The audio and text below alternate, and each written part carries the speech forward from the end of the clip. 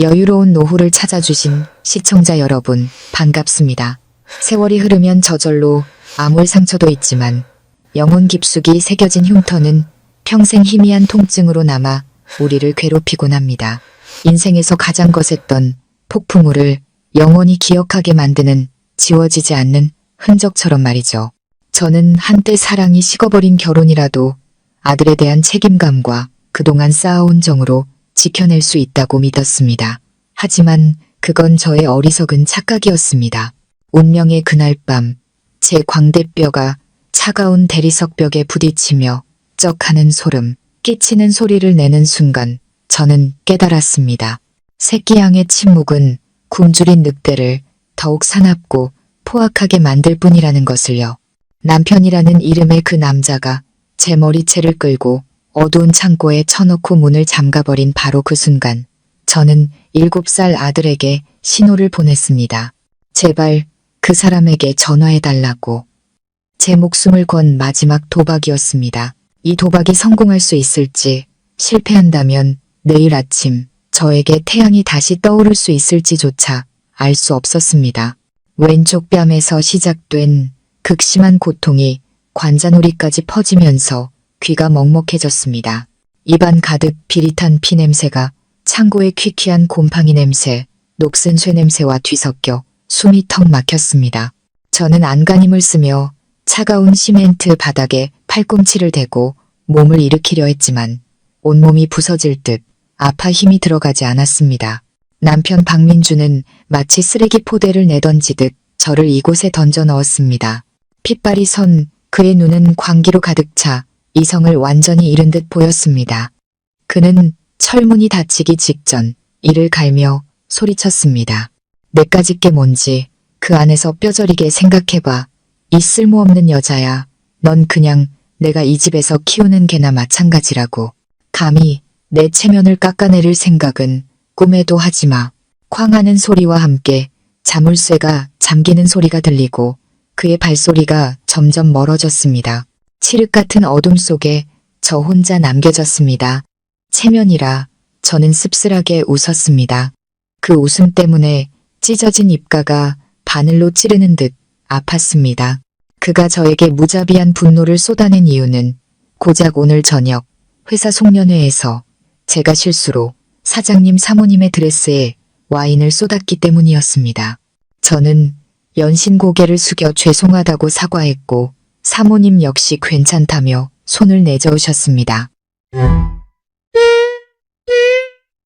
하지만 남편 민준의 눈에 그것은 용서받지 못할 죄악이었습니다. 제 행동이 상사 앞에서 자신의 체면을 구겼고 그가 애써 쌓아 올린 완벽하고 배려심 깊은 아내를 둔 유능한 남편이라는 이미지를 망가뜨렸다는 것이죠. 정말이지 기가 막힐 노릇이었습니다. 지난 8년간 저는 모두가 부러워하던 동시통역사라는 직업을 포기하고 그의 성공을 위해 그림자가 되었습니다. 그가 오직 일에만 전념할 수 있도록 집안일과 육아는 물론 시댁과 친정의 대소사까지 완벽하게 챙겼습니다. 평범한 대리였던 그는 어느새 잘나가는 건설회사의 상무자리에 올랐습니다. 고급 세단과 강남의 타워팰리스, 그가 그토록 원하던 화려한 인맥을 모두 손에 넣었죠. 그렇다면 저는 무엇을 얻었을까요? 긴 소매 오달에 감춰야만 했던 시퍼런 멍자국들. 작은 소리에도 혹시 또 매를 맞게 될까봐 두려움에 떨며 지새우던 수많은 밤. 그리고 제 아들 현우, 제 작은 천사. 아들 생각을 하자 누군가 심장을 쥐어짜는 듯 숨이 막혔습니다. 지금쯤 우리 현우가 얼마나 무서워하고 있을까요? 문틈으로 희미하게 흐느끼는 소리가 들려왔습니다. 아들이었습니다. 엄마, 괜찮아요? 문 좀 열어주세요. 무서워요. 아이의 목소리는 겁에 질려 덜덜 떨리고 있었습니다. 제 가슴은 수만 개의 바늘로 찔리는 듯 아팠습니다. 저는 문 쪽으로 기어가 귀를 바싹대고 속삭였습니다. 현우야, 괜찮아.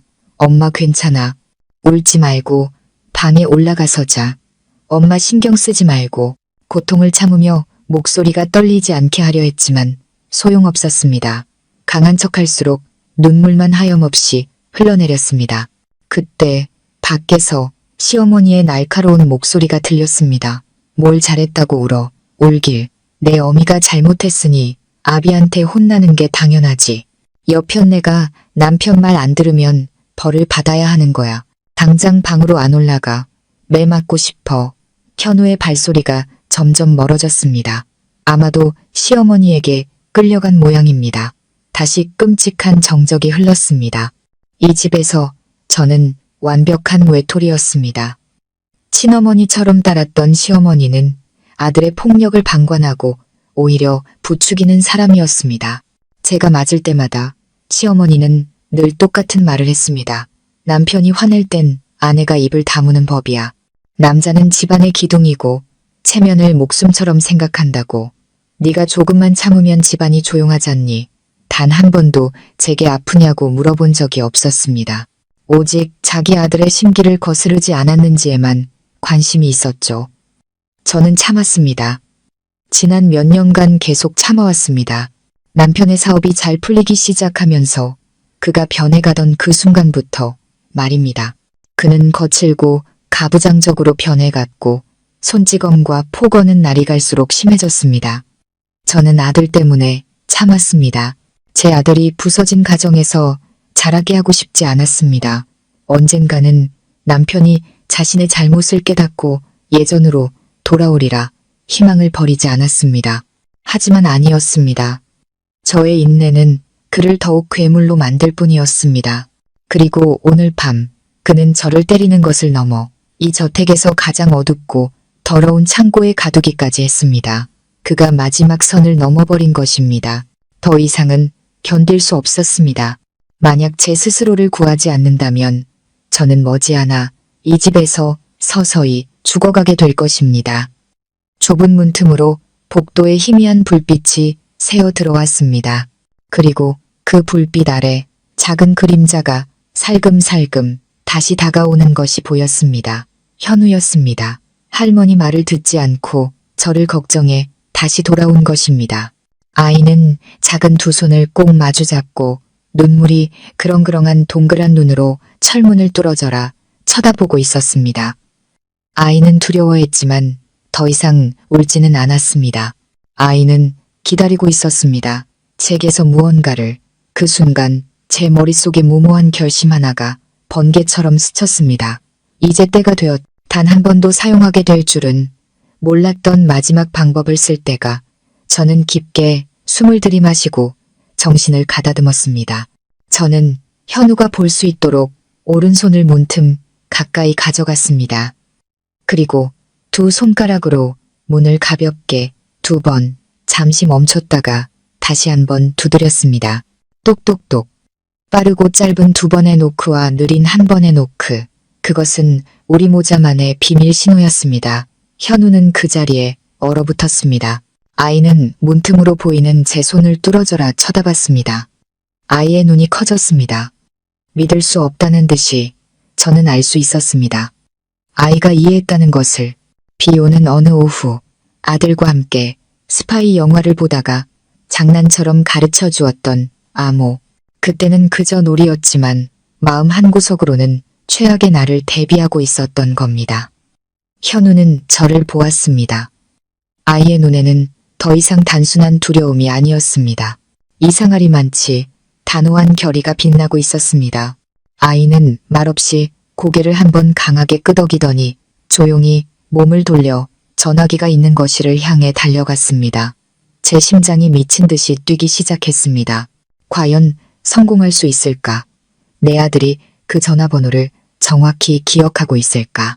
전화기 저편에 그 사람이 과연 전화를 받을까?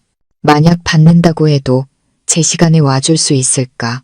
수만 가지 질문이 머릿속을 헤집어 놓아 숨을 쉴 수가 없었습니다.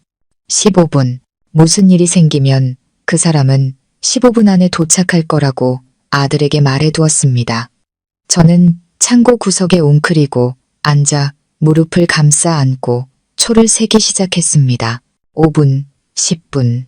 밖은 여전히 쥐 죽은 듯 조용했습니다. 제 안의 희망이 서서히 사그라들고 그 자리를 지독한 절망이 채워갔습니다. 어쩌면 모든 게 헛된 망상이었을지도 모릅니다. 남편은 오늘 밤 집에 돌아오지 않을 수도 있습니다. 그는 저를 이곳에 버려두고 내일 아침 혹은 모레까지 나타나지 않을 겁니다. 저는 여기서 굶어 죽거나 목말라 죽게 될 겁니다. 제가 거의 모든 것을 포기하려던 바로 그 순간 쾅 하는 천지를 뒤흔드는 굉음이 현관문 쪽에서 들려왔습니다. 마치 누군가 거대한 망치로 문을 부수는 듯한 소리였습니다. 뒤이어 유리가 깨지는 소리와 시어머니의 날카로운 비명이 터져나왔습니다. 무슨 일이지? 저는 안간힘을 다해 창고 문으로 기어가 귀를 대고 소리를 들었습니다. 수많은 사람들의 발소리가 집 안으로 들이닥치는 소리가 들렸고 곧이어 시어머니의 비명을 압도하는 낮고 위압적인 목소리가 터져나왔습니다. 너무나 낯설면서도 미치도록 그리웠던 목소리였습니다. 내 동생 어디 있어?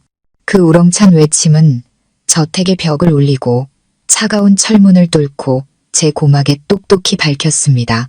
내 동생 어디 있냐고 물었다. 그것은 질문이 아니라 사형 선고였습니다. 제 심장이 터져버릴 것 같았습니다. 오빠였습니다. 10년 동안 생사조차 알 수 없었던 제 인생에서 영원히 사라진 줄로만 알았던 오빠, 강태식이었습니다. 10년 전 그는 단 한 통의 문자만을 남기고 사라졌습니다. 이게 내 번호다. 정말 위험할 때만 전화해라. 그리고 지금 창고 문이 엄청난 힘에 의해 뜯겨져 나갔습니다. 찌그러진 자물쇠가 구석으로 날아갔습니다. 거실에서 쏟아져 들어오는 눈부신 빛에 저는 눈을 가늘게 떠야 했습니다. 오빠의 크고 단단한 실루엣이 문 앞에 우뚝 서 있었습니다. 그의 뒤에는 검은 양복을 입은 얼음장처럼 차가운 표정의 남자들이 석상처럼 굳건히 서 있었습니다. 밖의 풍경은 제가 상상했던 것보다 훨씬 더 아수라장이었습니다. 고가의 원목으로 만든 현관문은 산산조각이 나 있었고 값비싼 도자기 파편이 바닥에 흩어져 있었습니다. 그리고 거실 한가운데 조금 전까지만 해도 세상을 다 가진 듯 위세등등하던 남편 민준과 시어머니가 바닥에 무릎을 꿇고 있었습니다. 시어머니는 머리가 산발이 된 채 두 손을 싹싹 빌며 연신 중얼거렸습니다. 저희는 아무것도 모릅니다. 제발 목숨만 살려주세요. 무슨 일이신지 천천히 말씀하세요. 남편의 모습은 더욱 비참했습니다. 얼굴은 종이장처럼 하얗게 질렸고 비싼 명품 옷은 구겨진 채 온몸을 사시나무 떨듯 떨고 있었습니다. 그는 감히 고개를 들지 못하고 이마가 바닥에 닿을 듯 숙이고 있었습니다. 집안의 호랑이, 위풍당당하던 성진건설 상무는 이제 꼬리를 내린 채 극도의 공포에 질린 개에 불과했습니다. 오빠는 그들을 거들떠보지도 않았습니다. 그의 시선은 오직 저에게 온몸을 뒤덮은 시퍼런 멍과 퉁퉁 부은 얼굴, 입가에 말라붙은 핏자국에 고정되어 있었습니다. 그의 눈빛은 처음에는 경악과 충격이었지만 이내 소리 없는 분노와 지독한 고통으로 바뀌었습니다. 그것은 수천 마디의 욕설보다 더 무서웠습니다. 오빠는 제게 성큼성큼 다가와 자신의 가죽 재킷을 벗어 제 어깨에 부드럽게 덮어주었습니다. 재킷에서 전해져 오는 온기와 익숙한 오빠의 채취에 저는 결국 울음을 터뜨렸습니다. 지난 세월 동안 억눌러왔던 모든 서름이 한꺼번에 폭발했습니다. 이제 저는 혼자가 아니었습니다. 오빠가 제 곁에 있었습니다. 오빠. 저는 겨우 그 두 마디를 내뱉고는 목이 메어 말을 잇지 못했습니다. 오빠는 아무 말 없이 저를 꼭 껴안아 주었습니다. 마치 자신의 모든 힘을 제게 전해주려는 듯 단단하고 굳건한 포옹이었습니다. 오빠는 조심스럽게 저를 부축해 일으켜 세웠습니다. 깨지기 쉬운 보물을 다루듯 그의 모든 움직임은 신중했습니다. 무릎 꿇고 있는 민준과 시어머니 앞을 지날 때 오빠가 잠시 멈춰 섰습니다. 그는 그들을 보지 않고 앞만 본 채 방 안의 공기를 얼어붙게 할 만큼 차가운 목소리로 말했습니다. 지금 너희들을 죽이는 건 너무 쉽지. 하지만 난 그런 시시한 건 싫어. 오빠는 잠시 말을 멈췄습니다. 그의 가슴이 분노로 떨리는 것이 느껴졌습니다. 오늘부터 너희들은 죽는 것보다 사는 게 더 고통스러운 게 뭔지 알게 될 거다. 그 말은 크지 않았지만 민준과 시어머니의 심장에 거대한 망치처럼 내리꽂혔습니다. 시어머니는 경악에 찬 눈으로 고개를 들었고 민준은 몸을 더욱 웅크리며 격렬하게 떨었습니다. 그는 이제야 깨달은 것입니다. 이것은 단순한 강도 사건이 아니었습니다. 돈 받고 온 조폭도 아니었습니다. 이것은 복수, 예고된 복수였습니다. 오빠는 단 한 번도 뒤돌아보지 않고 저를 부축해 그 지옥 같은 집을 빠져나왔습니다. 오빠의 부하들이 소리 없이 뒤를 따랐고 폐허가 된 집 안에는 민준과 시어머니만이 넋나간 채 남겨졌습니다. 문 앞에는 검은색 고급 세단이 대기하고 있었습니다. 오빠는 문을 열어 저를 조수석에 조심스럽게 앉혔습니다. 차가 움직이기 시작할 때 백미러를 통해 저택을 보았습니다. 부서진 문틈으로 새어나오는 불빛 아래 그곳은 더 이상 화려한 보금자리가 아니었습니다. 피비린내 나는 연극의 시작을 알리는 거대한 철창처럼 보였습니다. 앞으로 무슨 일이 벌어질지 오빠의 계획이 무엇인지 알 수 없었습니다. 하지만 한 가지는 확실했습니다. 제 인생의 어두운 날들은 끝났고 남편과 시어머니의 지옥은 이제부터 시작이라는 것을요. 과연 이 미스터리한 오빠의 귀환이 복이 될지, 화가 될지, 그리고 어떤 끔찍한 복수가 그들을 기다리고 있을까요? 차는 밤의 어둠을 가르며 달렸습니다. 화려하지만 차가웠던 그 동네를 뒤로하고 저는 오빠의 어깨에 머리를 기댔습니다. 아주 오랜만에 느껴보는 절대적인 안정감이었습니다. 오빠는 제게 아무것도 묻지 않고 묵묵히 운전만 했습니다. 그 침묵이 수천 마디의 위로보다 더 값지게 느껴졌습니다. 제가 마음을 추스를 시간이 필요하다는 것을 오빠는 알고 있었습니다. 차는 서울의 부촌인 평창동, 바람이 시원하게 부는 언덕 위에 고립된 듯 서 있는 또 다른 대저택 앞에 멈췄습니다. 여기가 오빠 집이야? 집은 고급스러우면서도 어딘가 비밀스러운 분위기를 풍겼습니다. 지금의 오빠처럼요. 중년의 여성이 문 앞에서 기다리고 있었습니다. 아마도 집사 같았습니다. 그녀는 오빠에게 정중히 고개를 숙여 인사하고는 저를 안으로 부축했습니다. 저택 내부는 미니멀한 스타일로 꾸며져 있었지만 모든 것이 매우 세련되고 정갈했습니다. 하지만 이상하게도 텅 빈 듯한 외로움이 느껴졌습니다. 오빠는 저를 넓은 침실로 안내하고 집사에게 따뜻한 물과 간단한 식사를 준비하라고 지시했습니다. 푹 쉬어. 내일 아침에 얘기하자.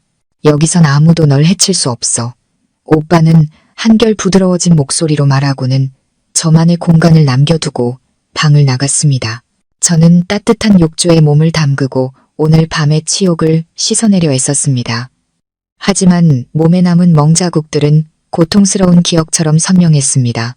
그날 밤 저는 몇 년 만에 처음으로 악몽도 꾸지 않고 두려움에 떨지도 않고 깊은 잠을 잤습니다. 다음날 아침 제가 눈을 떴을 때 방 안은 환한 햇살로 가득했습니다. 오빠는 거실에서 저를 기다리고 있었고 테이블 위에는 제가 좋아하는 아침 식사 메뉴들이 가득 차려져 있었습니다. 저를 본 오빠는 어젯밤 일은 묻지 않고 그저 간단한 한마디를 건넸습니다. 잘 잤어? 그 한마디에 코끝이 찡해졌습니다. 대체 얼마 만에 들어보는 다정한 관심이었을까요? 식사 후 우리는 소파에 마주 앉았습니다. 오빠는 담배에 불을 붙여 길게 한 모금 빨아들인 후 낮은 목소리로 말했습니다. 이제 전부 말해봐. 그리고 저는 모든 것을 털어놓았습니다. 저는 지난 8년간의 결혼 생활을 너무나 오랫동안 저를 짓눌러왔던 무거운 짐을 내려놓듯 쏟아냈습니다. 아직 민준이 다정하고 저를 끔찍이 사랑해주던 행복했던 신혼 시절부터 그가 명예와 돈을 얻기 시작하면서 어떻게 변해갔는지에 대해서도 말했습니다. 사소한 이유로 시작된 손찌검이 점점 더 잦아지고 폭력의 수위가 높아졌던 일들. 그는 업무 스트레스를 풀기 위해 가정 내에서 자신의 권력을 확인하기 위해 저를 때렸습니다. 시어머니의 방관과 내가 참아라는 식의 비난, 아들 하나를 더 낳으면 저를 빈손으로 내쫓고 더 좋은 집안의 여자와 재혼시키려던 그들의 계획까지 모두 말했습니다. 아들을 품에 안고 소리 죽여 울었던 밤들, 모든 것을 버리고 떠나고 싶었지만 아들 때문에 차마 발걸음을 떼지 못했던 순간들, 제가 털어놓는 한마디 한마디가 오빠의 가슴에 비수처럼 꽂히는 듯 했습니다. 그의 얼굴은 점점 더 차가워졌고 눈에는 핏발이 섰습니다. 오빠는 주먹을 너무 꽉 쥐어 손마디가 하얗게 질렸습니다. 그는 제 말을 끊지 않고 제 안의 모든 응어리를 풀어낼 때까지 묵묵히 들어주었습니다. 제가 창고에 갇혔던 이야기를 했을 때 오빠는 더 이상 참지 못했습니다. 그는 벌떡 일어나 유리 테이블을 주먹으로 내리쳤습니다. 그 개자식, 오빠는 분노에 찬 목소리로 외쳤습니다. 내가 잘못했다. 너를 혼자 두지 말았어야 했어. 내가 더 일찍 돌아왔어야 했는데. 저는 놀라서 오빠를 쳐다봤습니다. 왜 그렇게 말해? 10년 전에 가족과 연을 끊은 건 오빠였잖아. 아버지가 오빠가 선택한 길을 반대한다는 이유로 크게 싸우고 집을 나갔잖아. 다시는 돌아오지 않겠다고 했으면서 제 생각을 읽기라도 한 듯 오빠는 다시 자리에 앉았습니다. 그의 얼굴이 부드러워지며 깊은 슬픔이 드리워졌습니다. 내 잘못이야. 그땐 내가 너무 어렸고 오만했어. 가족 없이도 혼자 설 수 있다고 믿었지. 하지만 내 부재가 너에게서 기댈 곳을 빼앗아갔다는 걸 몰랐다. 내가 곁에서 널 지켜줬어야 했는데. 오빠는 지난 10년간의 삶에 대해 이야기해 주었습니다. 온갖 험한 일을 하며 생계를 유지하던 초창기 시절, 그리고 우연한 계기로 발을 들여놓게 된 또 다른 세계, 위험과 함정이 도사리는 어둠의 세계. 오빠는 특유의 영리함과 대담함으로 자신만의 입지를 다져나갔고 많은 이들이 두려워하는 거물이 되었습니다. 하지만 그 성공 뒤에는 수많은 상실과 고독이 있었습니다. 오빠는 항상 멀리서 제 삶을 지켜보고 있었다고 했습니다. 제가 결혼하고 아이를 낳은 것도 알고 있었다고. 제가 민준과 행복하게 사는 줄 알고 제 삶을 방해하고 싶지 않아 나타나지 않았다고 했습니다. 그러다 1년 전부터 좋지 않은 소문들을 듣기 시작했고 그때 바로 나서려 했다고 합니다.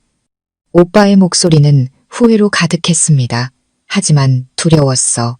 이런 내 모습으로 나타나면 내 삶이 더 복잡해질까봐 망설였지. 그리고 그 망설임 때문에 내가 이렇게 더 큰 고통을 겪게 된 거야. 오빠의 이야기를 듣고 저는 아무 말도 할 수 없었습니다. 오빠는 단 한 번도 저를 버린 것이 아니었습니다. 항상 그 자리에서 자신만의 방식으로 저를 지켜보고 있었던 것입니다. 오빠의 분노는 이제 민준뿐만 아니라 자기 자신을 향해 있었습니다. 유일한 여동생을 지키지 못했다는 자책감. 그리고 저는 그 자책감이 무서운 복수의 동력이 되리라는 것을 직감했습니다. 민주는 자신이 저에게 저지른 짓뿐만 아니라 오빠의 이 뼈아픈 후회에 대한 대가까지 치르게 될 것입니다. 과거의 모든 이야기가 끝났고 이제는 미래를 향해 나아갈 시간이었습니다. 정의가 실현되어야 할 미래. 오빠가 저를 보며 단호한 눈빛으로 물었습니다. 서연아, 그놈이 죗값을 치르길 원해? 저는 오빠의 눈을 똑바로 바라보며 한치의 망설임도 없이 고개를 끄덕였습니다. 응, 그러길 바라. 오빠가 차갑게 미소 지었습니다. 오빠는 전화를 들어 번호를 누르고 자신의 법무팀을 소집했습니다. 김 변호사, 철창 계획 시작합시다. 철창 계획. 과연 그 계획은 민준을 눈에 보이는 감옥에 가둘까요? 아니면 그보다 더 무서운 보이지 않는 지옥에 가둘까요? 철창. 오빠가 복수 계획에 붙인 이름은 모든 것을 말해주고 있었습니다. 오빠는 민준이 죽는 것을 원치 않았습니다. 살아서 자신이 저지른 죄와 어리석음이 만든 보이지 않는 감옥에 평생 갇혀 고통받기를 원했습니다. 다음 날 오빠가 가장 신뢰하는 최고의 변호사들로 구성된 법무팀이 저택에 도착했습니다. 남자 둘, 여자 하나. 모두에게서 날카롭고 전문적인 기운이 느껴졌습니다.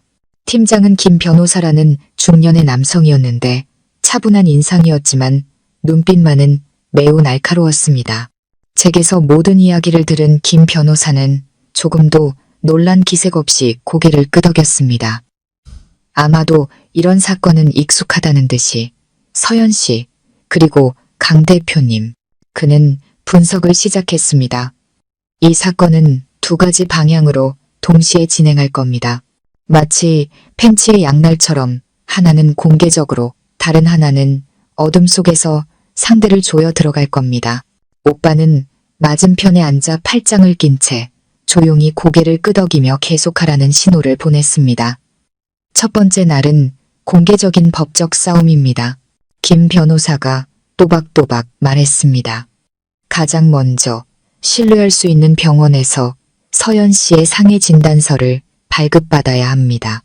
이 진단서는 박민준 씨의 폭행을 입증하는 가장 강력한 증거가 될 겁니다. 그 다음 즉시 일방적 이혼 소송과 상해죄 고소를 진행하겠습니다. 동시에 박민준 씨가 재산을 빼돌리지 못하도록 법원의 부부 공동 명의의 모든 재산, 즉 은행 계좌, 부동산, 회사 지분에 대한 가압류 및 동결 조치를 신청할 겁니다. 저는 그의 말을 들으며 심장이 조금 더 빨리 뛰는 것을 느꼈습니다. 재산 동결, 고소. 이전에는 감히 상상조차 할 수 없었던 일들이 이제는 명확하고 단호한 계획이 되어 눈앞에 펼쳐지고 있었습니다.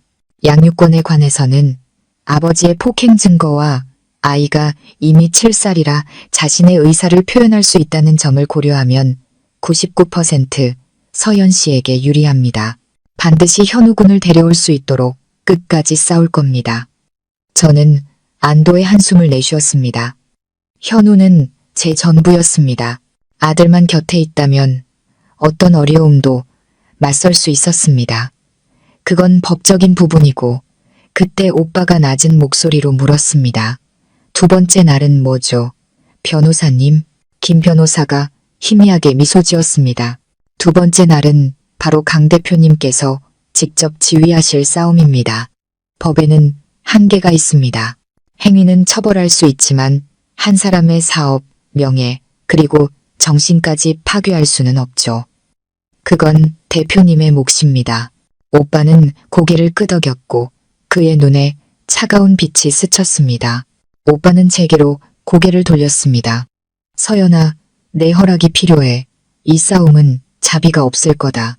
내가 그놈을 직접 때리진 않을 거야. 하지만 내가 하려는 일들은 수천 대의 매보다 더 고통스러울 거다.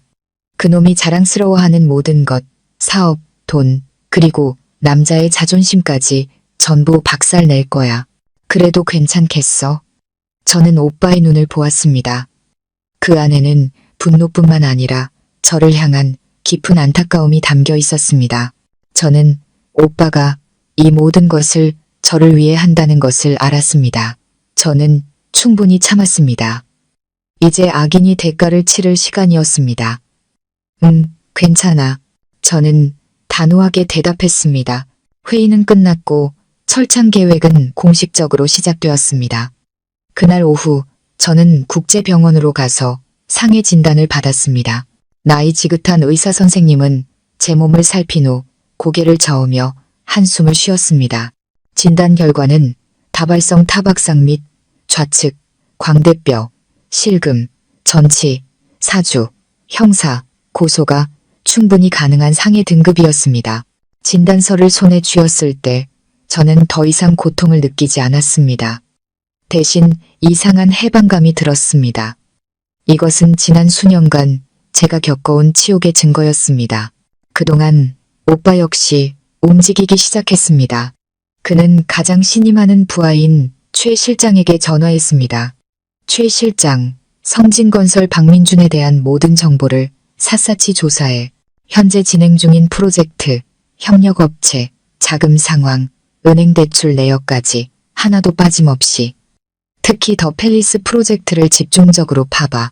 그게 지금 그놈의 가장 큰 사업일 테니 수학이 너머의 최 실장은 짧게 내라고 대답하고 전화를 끊었습니다. 저는 민준에게 거대한 폭풍이 몰아치고 있다는 것을 직감했습니다. 그가 결코 상상조차 할 수 없었던 폭풍이. 그날 밤 오빠와 저는 오빠가 민준의 저택 주변에 오래전부터 설치해둔 몰래카메라 영상을 확인했습니다. 민준과 시어머니는 어젯밤의 흔적을 지우기 위해 필사적으로 깨진 파편들을 치우고 있었습니다. 그들의 얼굴에는 여전히 공포와 혼란이 가시지 않은 모습이었습니다. 다음 날부터 민준은 대대적으로 아내를 찾는 쇼를 시작했습니다. 자신의 모든 행동이 오빠의 손바닥 안에 있다는 사실도 모른 채 말이죠. 그가 벌이는 연극의 감독은 사실 우리였습니다. 아침 일찍 민준은 경찰서로 가 아내가 정체불명의 괴한들에게 납치되었다고 신고했습니다. 그는 눈물을 흘리며 행복하게 잘 살고 있었는데 갑자기 재앙이 닥쳤다며 울부짖었습니다. 그는 어젯밤 혼란 속에서 겨우 기억해낸 오빠의 차량 번호를 경찰에 제공했습니다. 물론 경찰은 그 차량에 대한 어떤 정보도 찾아낼 수 없었습니다. 마치 처음부터 존재하지 않았던 차처럼요. 동시에 민준은 자신의 SNS에 애끓는 심정의 글을 올렸습니다. 여보, 어디 있는 거야? 무슨 일이 있더라도 제발 남편과 아들에게 돌아와줘. 온 가족이 당신을 애타게 기다리고 있어. 내가 다 잘못했어. 미안해. 글과 함께 올라온 것은 우리의 결혼 사진이었습니다. 사진 속 제 미소는 어색하기 짝이 없었죠. 그의 게시물은 순식간에 수백 개의 좋아요와 댓글을 받았습니다. 친구, 동료, 사업 파트너들은 모두 그를 위로하며 훌륭한 남편, 의리 있는 남자라고 칭송했습니다. 민준은 자신을 불쌍한 피해자, 아내에게 배신당했지만 여전히 너그러운 남편의 이미지로 포장하고 있었습니다. 그는 제가 외부에 복잡한 남녀 관계가 있으며 이번 납치 사건은 제 애인이 우리 가정을 파탄내기 위해 벌인 짓일 수 있다는 식으로 교묘하게 암시했습니다. 그는 여론의 압박을 이용해 제가 다시 나타났을 때 저를 파렴치한 죄인, 부정한 아내로 낙인 찍으려 했습니다. 저는 오빠의 집에서 저를 향한 욕설과 비난이 담긴 댓글들을 하나하나 읽어내려갔습니다. 마음이 차갑게 식어갔습니다. 인간은 참으로 무서운 존재였습니다. 그 뒤에 숨겨진 진실은 알려고도 하지 않은 채 이렇게 정교하게 짜인 연극을 쉽게 믿어버리니까요. 마음 아파 오빠가 따뜻한 차를 건네며 물었습니다. 저는 고개를 저으며 희미하게 웃었습니다. 아니, 그냥 우스워. 저렇게 높이 날아오를수록 떨어질 때 더 아플 테니까. 오빠는 만족스럽게 고개를 끄덕였습니다. 맞아. 마음껏 날개 놔두자. 높이 날수록 추락했을 때 뼛속까지 부서질 테니. 민준이 자신의 연극에 몰두하는 동안 우리의 법적인 팬츠는 서서히 조여지기 시작했습니다. 김 변호사는 공식적으로 법원에 고소장과 재산 동결 신청서를 제출했습니다. 불과 이틀 후 민준은 법원으로부터 소환장을 받았습니다. 소환장을 손에 든 그는 그대로 얼어붙었습니다. 자신이 애타게 찾고 있던 아내가 바로 자신을 법정에 세운 장본인이라는 사실을 그는 상상조차 하지 못했던 것입니다. 이 충격으로 그의 연극은 잠시 방향을 잃었습니다.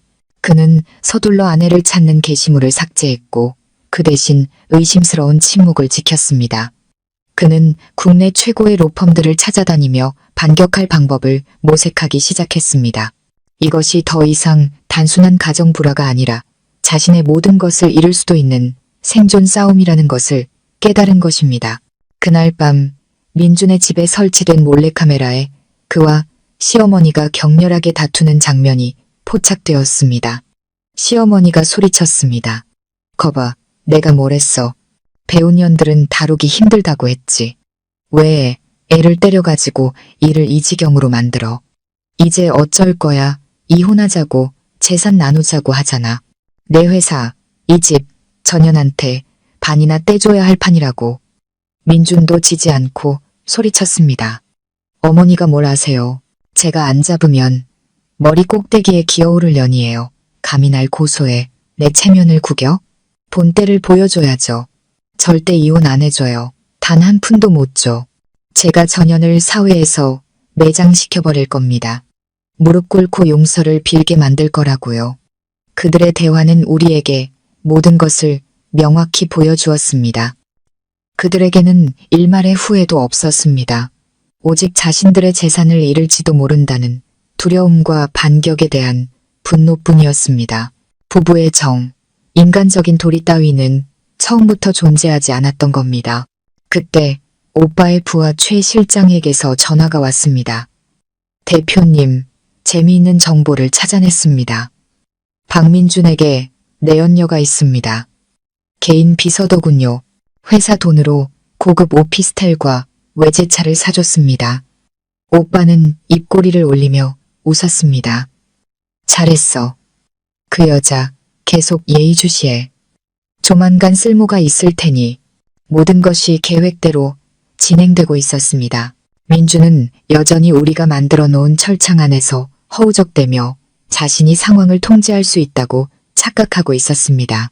그는 자신의 모든 발걸음이 벼랑 끝을 향한 한 걸음이라는 사실을 까맣게 모르고 있었습니다. 그의 연극이 화려하면 화려할수록 그의 몰락은 더욱 비참해질 것이었습니다. 그리고 우리 인내심 있는 관객들은 그 연극의 마지막 장을 조용히 기다리고 있었습니다. 자신의 모든 퇴로가 막혔다는 것을 깨달았을 때 민주는 과연 어떤 연극을 계속할까요? 저와 연락이 닿지 않고 법원의 소환장이 진짜라는 것을 알게 되자 민준과 시어머니는 다른 전략으로 바꿨습니다. 더 비열하고 잔인한 방법, 바로 제 가족을 공격하는 것이었습니다. 그들은 저희 부모님이 연약하고 정이 많으며 체면을 중시한다는 것을 알고 있었습니다. 그들은 부모님을 약점으로 삼아 저를 압박하고 결국 제가 모습을 드러내 굴복하게 만들 작정이었습니다. 어느 날 아침 부모님께서 동네에서 작은 슈퍼마켓 문을 열 준비를 하고 계실 때 택시 한 대가 가게 앞에 급하게 멈춰 섰습니다. 민준과 시어머니가 내렸습니다. 뉘우치는 기색은커녕 철저히 준비된 비참한 모습이었습니다. 시어머니는 낡은 옷을 입고 머리는 일부러 헝클어뜨렸고 민주는 퀭한 눈에 며칠 밤은 샌 듯 초췌한 얼굴이었습니다. 시어머니는 저희 어머니를 보자마자 달려들어 땅바닥에 주저앉아 다리를 붙잡고 통곡하기 시작했습니다. 사부인, 제발 저희 집 좀 살려주세요. 대개 따님 서연이가 나쁜 놈한테 꼬여서 집을 나갔어요. 이제는 민준이를 고소까지 했답니다. 저희가 무슨 죄가 있다고. 멀쩡하던 애가 바람이 나서. 아이고. 시어머니는 눈물을 흘리며 뻔뻔한 거짓말을 늘어놓았습니다. 저를 애인에게 조종당하는 부정한 아내로, 민준을 아내에게 버림받은 불쌍한 남편으로 둔갑시켰습니다. 민준도 뒤지지 않았습니다.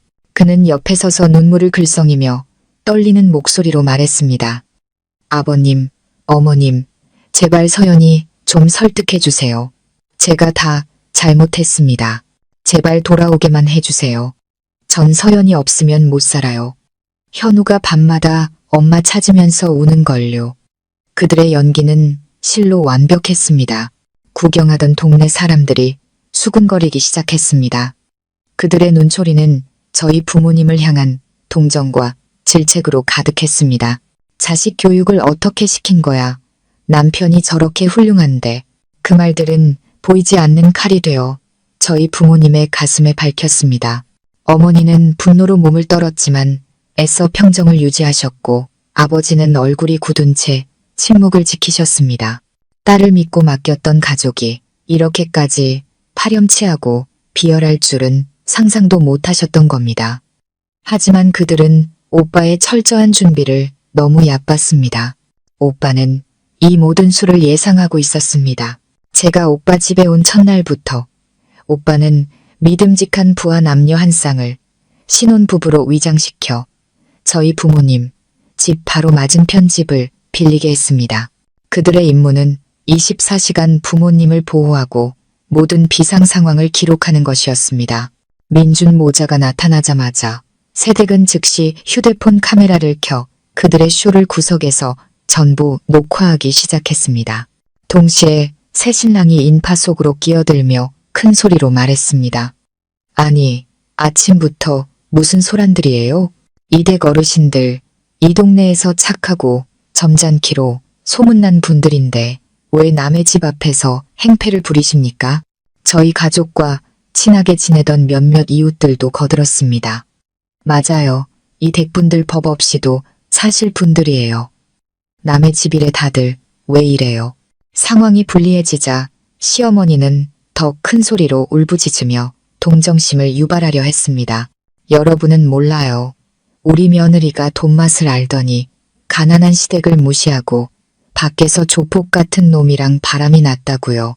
그 놈이 우리 집에 쳐들어와서 행패를 부리고 애를 데려갔어요. 이제는 남편을 고소까지 한다는데 세상에 이런 법이 어디 있습니까? 그녀의 말에 군중은 다시 한번 술렁였습니다. 바로 그때 검은색 세단 한 대가 조용히 다가와 군중 앞에 멈춰섰습니다. 창문이 열리고 오빠가 내렸습니다. 말끔한 정장 차림에 선글라스를 낀 오빠에게서는 왕자 같은 기품과 함께 압도적인 기운이 뿜어져 나왔습니다. 혼자가 아니었습니다. 옆에는 김 변호사가 함께였습니다. 오빠의 등장에 모두가 입을 다물었습니다. 시어머니와 민주는 오빠를 보자 얼굴이 새하얗게 질렸습니다. 방금 전의 기세는 온데간데 없고 숨길 수 없는 공포가 얼굴에 드러났습니다. 오빠는 선글라스를 벗고 칼날 같은 눈빛으로 그들을 쏘아봤습니다. 그는 아무 말 없이 김 변호사에게 눈짓했습니다. 김 변호사가 앞으로 나서며 강철 같은 목소리로 말했습니다. 김 여사님, 그리고 박민준 씨. 저는 서연 씨의 법률 대리인 김 변호사입니다. 두 분께 알려드릴 것이 있어 왔습니다. 지금 두 분께서 저지르고 계신 서연 씨에 대한 모든 허위 사실, 유포와 명예훼손 행위는 전부 증거로 기록되었습니다. 이 증거들은 기존 고소 내용에 추가될 것입니다. 만약 타인에 대한 명예훼손 혐의로 또 다른 소환장을 받고 싶지 않으시다면 당장 이곳을 떠나시는 게 좋을 겁니다.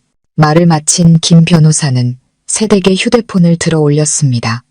화면에는 시어머니의 비참한 연극이 고스란히 재생되고 있었습니다.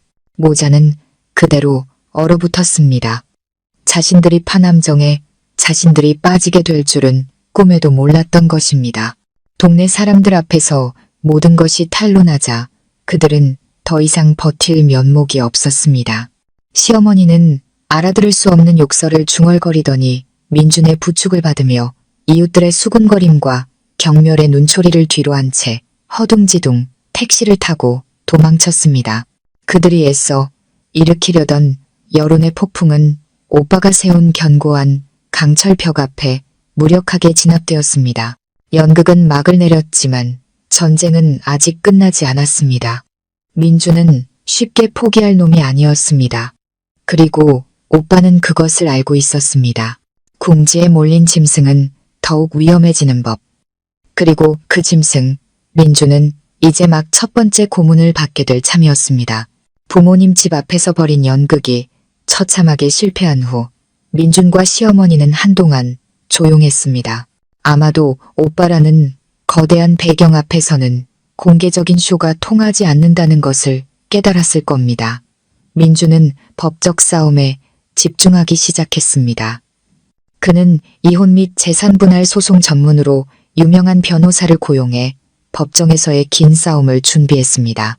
그는 여전히 자신만만했습니다. 제가 외도했다는 증거만 만들어내면 상황을 뒤집을 수 있다고 믿었습니다. 자신이 이룬 사업과 부는 절대 무너지지 않을 것이라 확신했습니다. 하지만 민주는 틀렸습니다.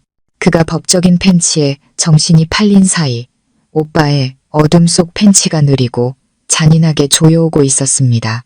고양이와 쥐의 놀이가 본격적으로 시작된 것입니다. 첫 번째 공격은 민준이 가장 자랑스러워하는 것, 성진건설을 향했습니다. 오빠는 모습을 드러내지 않았습니다.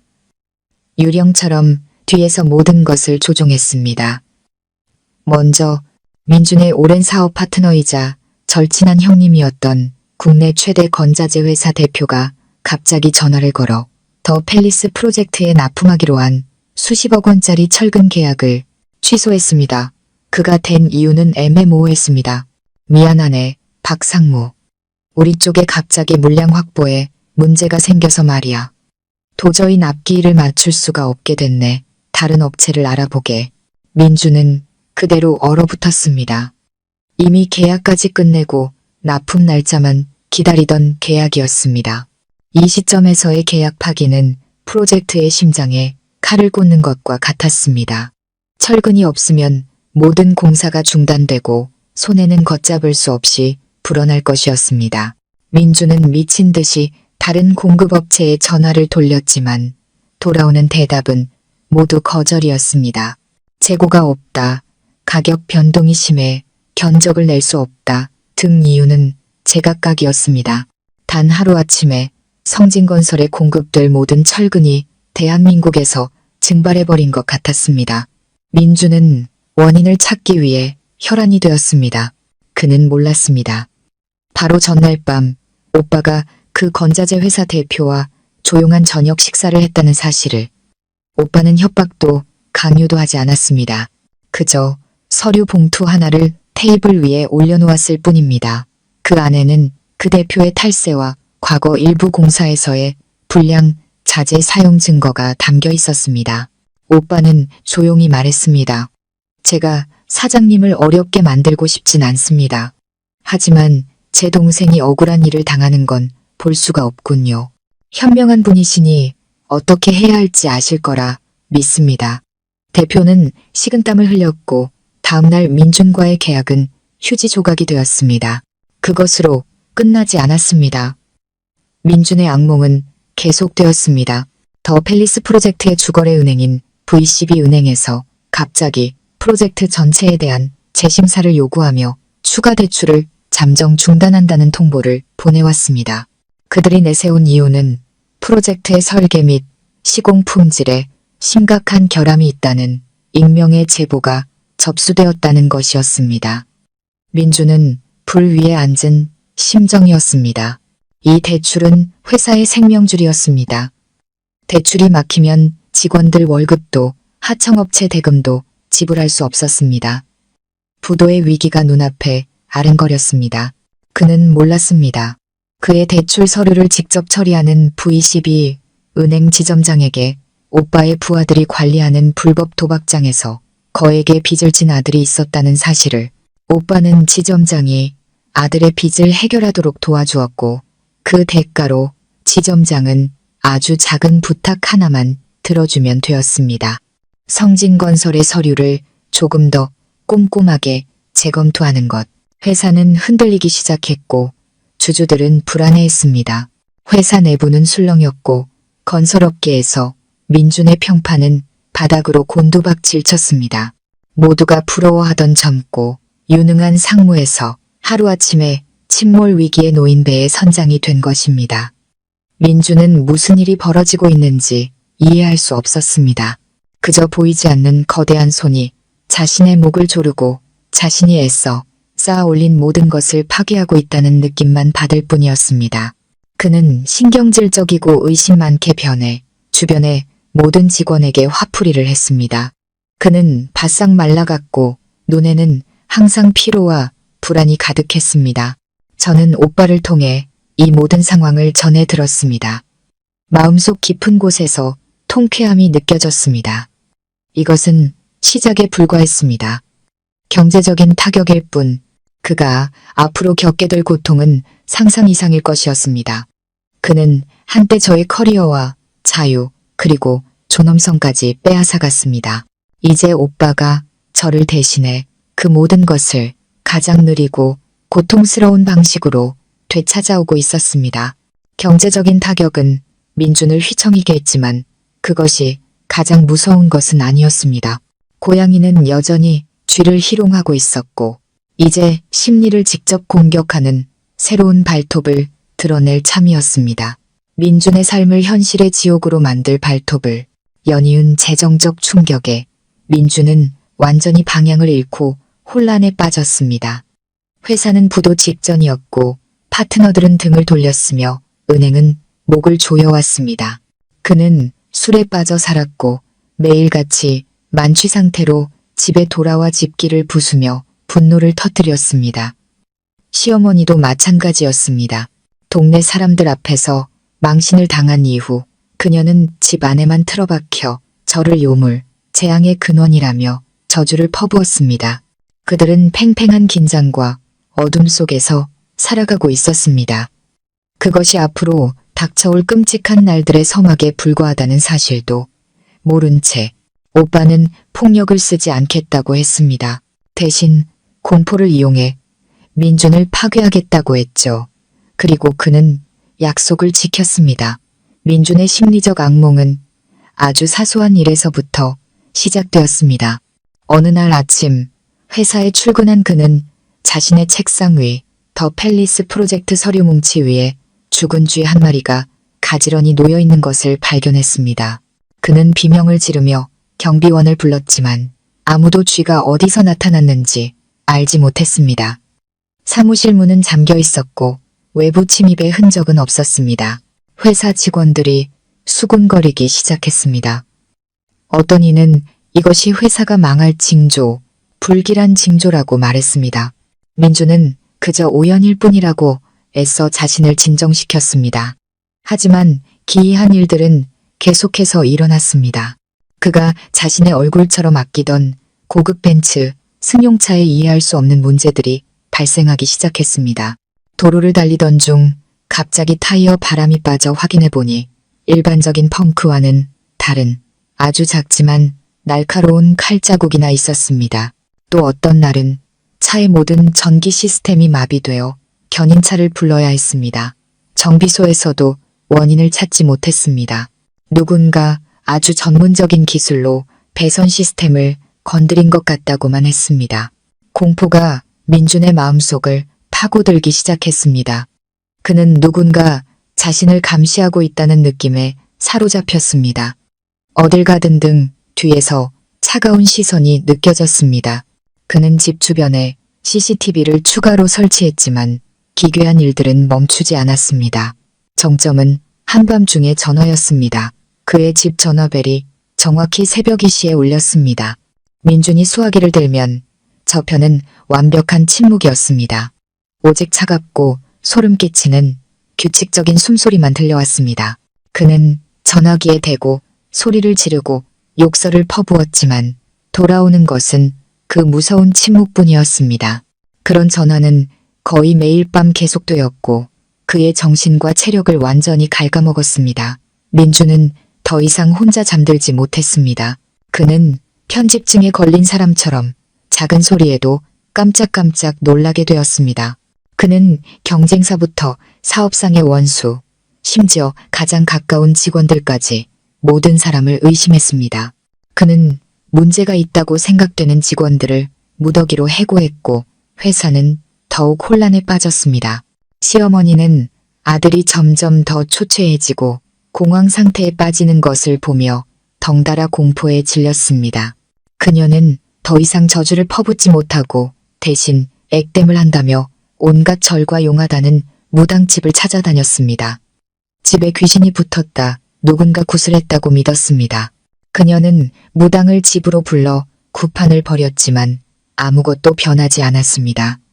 보이지 않는 공포는 눈에 보이는 위협보다 훨씬 더 무서웠습니다. 그것은 민준의 정신을 갉아먹고 자신감 넘치고 오만했던 한 남자를 나약하고 공포에 질린 미치기 직전의 겁쟁이로 바꿔놓았습니다.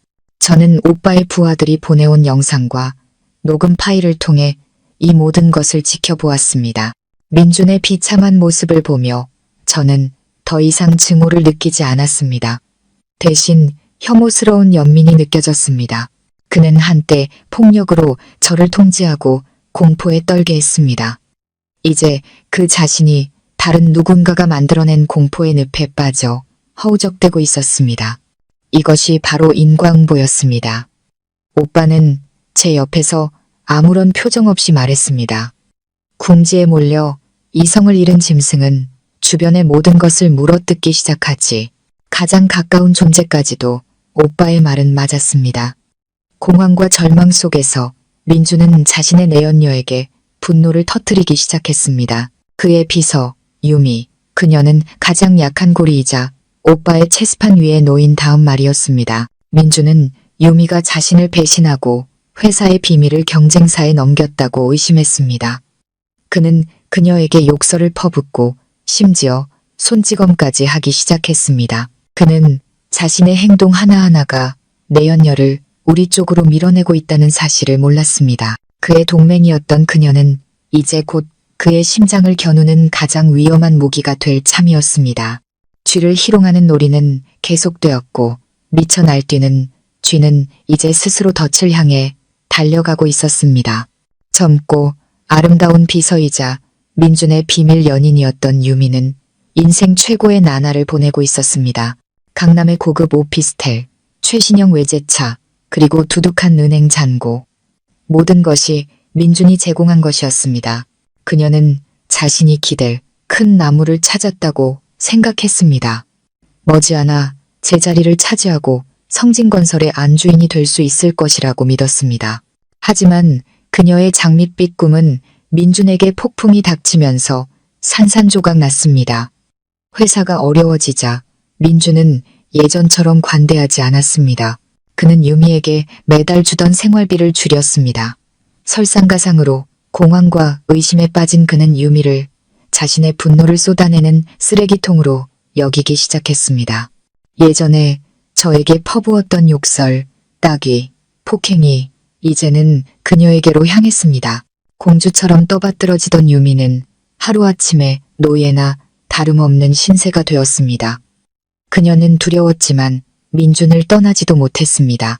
이용 가치가 사라지는 순간 모든 것을 잃게 될 것이라는 사실을 알았기 때문입니다.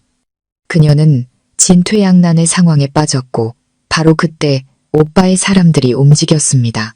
어느 날 저녁 유미가 카페에 홀로 앉아 민준에게 욕을 먹고 울고 있을 때 세련되게 차려입은 한 여성이 그녀의 테이블로 다가왔습니다. 그녀는 제 법무팀의 여성 변호사였습니다. 변호사는 위협적인 태도 대신 부드럽게 미소 지었습니다. 유미 씨, 맞으시죠? 잠시 앉아도 될까요? 유미는 놀랐지만 이내 고개를 끄덕였습니다. 변호사는 빙빙 돌리지 않고 바로 본론으로 들어갔습니다. 박민준 상무 때문에 힘드시죠? 그가 당신에게 무슨 짓을 했는지 다 알고 있습니다. 저는 당신에게 탈출구를 주기 위해 왔어요. 유미는 얼어붙었습니다. 그녀의 눈에는 의심과 공포가 가득했습니다. 누구세요? 어떻게 그런 걸? 변호사는 테이블 위에 휴대폰 하나를 올려놓았습니다.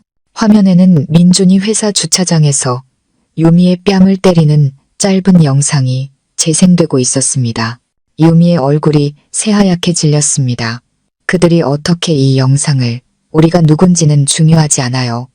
변호사는 여전히 차분한 목소리로 말했습니다. 중요한 건 우리가 당신을 도울 수 있다는 거죠. 박민준은 곧 무너질 겁니다. 만약이 아니라 언제의 문제죠. 당신에게는 두 가지 선택지가 있어요. 첫째, 그와 함께 바닥까지 추락하는 것. 당신이 가진 모든 것, 집, 차는 모두 은행에 압류될 겁니다. 심지어 그의 불법적인 사업 거래에 연루되어 공범으로 법적인 처벌을 받을 수도 있고요. 유미는 몸을 떨었습니다. 변호사의 말은 그녀가 가장 두려워하던 것을 정확히 짚어냈습니다. 두 번째 선택은 뭐죠? 그녀가 떨리는 목소리로 물었습니다. 두 번째 선택은 변호사가 미소 지었습니다. 우리와 협력하는 겁니다. 당신이 가진 모든 증거, 그의 폭행, 불투명한 자금 거래, 그리고 그가 자신의 아내와 아들에 대해 했던 말들까지 전부 제공하세요. 그 대가로 우리는 당신이 다른 곳에서 새로운 삶을 시작할 수 있는 충분한 돈을 드리겠습니다. 그리고 가장 중요한 것, 당신의 안전을 절대적으로 보장하죠. 다시는 누구도 당신을 괴롭히지 못할 겁니다. 변호사는 유미 쪽으로 은행카드 하나를 밀었습니다. 이 안에 5억 원이 들어있어요. 계약금이라고 생각하세요. 모든 일이 끝나면 이 금액의 4배를 더 받게 될 겁니다. 잘 생각해요. 당신의 미래는 당신 손에 달려 있어요. 말을 마친 변호사는 작은 휴대폰 하나를 남겨두고 일어섰습니다. 이건 안전한 전화기예요. 결정이 서면 이 안에 저장된 유일한 번호로 전화하세요. 유미는 테이블 위에 은행카드와 휴대폰을 멍하니 바라보며 그 자리에 못 박힌 듯 앉아 있었습니다. 그녀는 바보가 아니었습니다. 이것이 도박이라는 것을, 하지만 자신의 인생을 구원할 유일한 도박이라는 것을 알았습니다. 사랑. 그녀와 민준 사이에 사랑 같은 건 존재하지 않았습니다. 그저 이익의 교환이었을 뿐. 이제 민준이 더 이상 이익을 가져다 주지 못하자 그녀의 충성심도 함께 증발해버렸습니다. 그날 밤 유미는 잠들지 못하고 수많은 고민을 했습니다. 그리고 다음 날 아침 그 안전한 전화벨이 울렸습니다. 유미는 결정을 내린 것입니다. 며칠 후 우리는 유미로부터 소포 하나를 받았습니다. 안에는 USB 하나가 들어있었습니다. 오빠가 그것을 컴퓨터에 꽂자 민준의 비밀스러운 사생활 전체가 드러났습니다. 민준의 대화를 녹음한 파일들이 있었습니다. 거기서 그는 저를 미친년이라 욕하며 곧 집에서 쫓아낼 것이라고 자랑스럽게 떠벌리고 있었습니다. 민준이 회사 계좌에서 수십억 원을 빼돌려 유미에게 건넨 것을 증명하는 이체, 내역서, 사본도 있었습니다. 그리고 가장 결정적인 것은 유미가 몰래 촬영한 영상이었습니다. 영상 속에서 민준은 술에 취해 유미에게 고백하고 있었습니다. 자신은 단 한 번도 저를 사랑한 적이 없으며 단지 당시 저희 집안의 배경이 자신의 성공에 도움이 될 것 같아 결혼했다고, 그는 저의 똑똑하고 독립적인 면을 혐오한다고 말했습니다. 그것이 자신을 초라하게 만들었기 때문에 저를 때린 것은 저에게 분수를 알게 하고 길들이기 위함이었다고. 이 증거들을 손에 쥔 오빠는 희미하게 미소 지었습니다. 좋아. 버리는 말이 제 역할을 훌륭하게 해냈군. 저는 화면 속의 이미지들을 보며 아무런 감정도 느끼지 못했습니다. 더 이상 아프지 않았습니다. 그저 혐오스러울 뿐. 제가 청춘을 바쳐 헌신했던 남자가 이토록 비열하고 파렴치한 인간이었다니. 하지만 민주는 몰랐습니다. 그가 한때 제 등을 찌르기 위해 사용했던 칼날이 이제는 그의 애인에 의해 날카롭게 갈아져 치명적인 일격을 준비하고 있다는 사실을.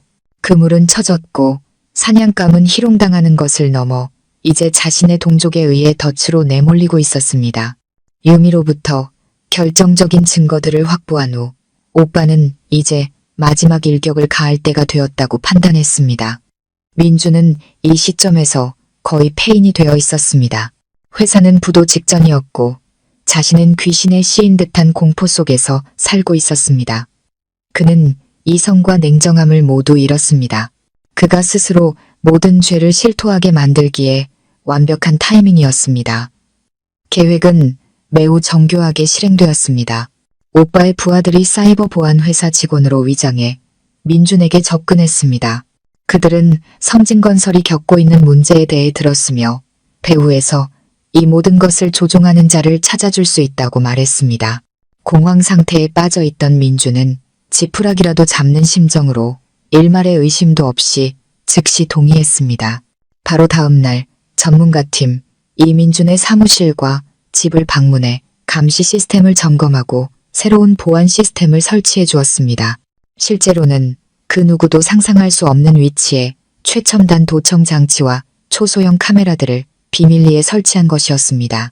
책상 및 펜꽂이 안, 그리고 거실 벽에 걸린 그림 액자 속에까지 이제 민준의 삶의 모든 구석이 우리의 감시 아래 놓였습니다. 덫은 설치되었고 사냥감이 스스로 머리를 들이밀기만 기다리면 되었습니다. 그리고 민준은 우리의 기대를 저버리지 않았습니다. 경계심을 완전히 풀어버린 그는 자신의 본성을 드러내기 시작했습니다. 그는 더 이상 외부인 앞에서 자신의 광기와 악랄함을 숨길 필요가 없었습니다. 그와 시어머니의 대화는 그들 범죄의 가장 생생한 증거가 되었습니다. 어느 날 저녁 술에 취한 민주는 거실 소파에 앉아 테이블을 내리치며 시어머니에게 소리쳤습니다. 보세요, 어머니, 틀림없이 누군가 저를 음해하고 있어요. 모든 게 저한테 불리하게 돌아가고 있다고요. 하지만 전 지지 않을 겁니다.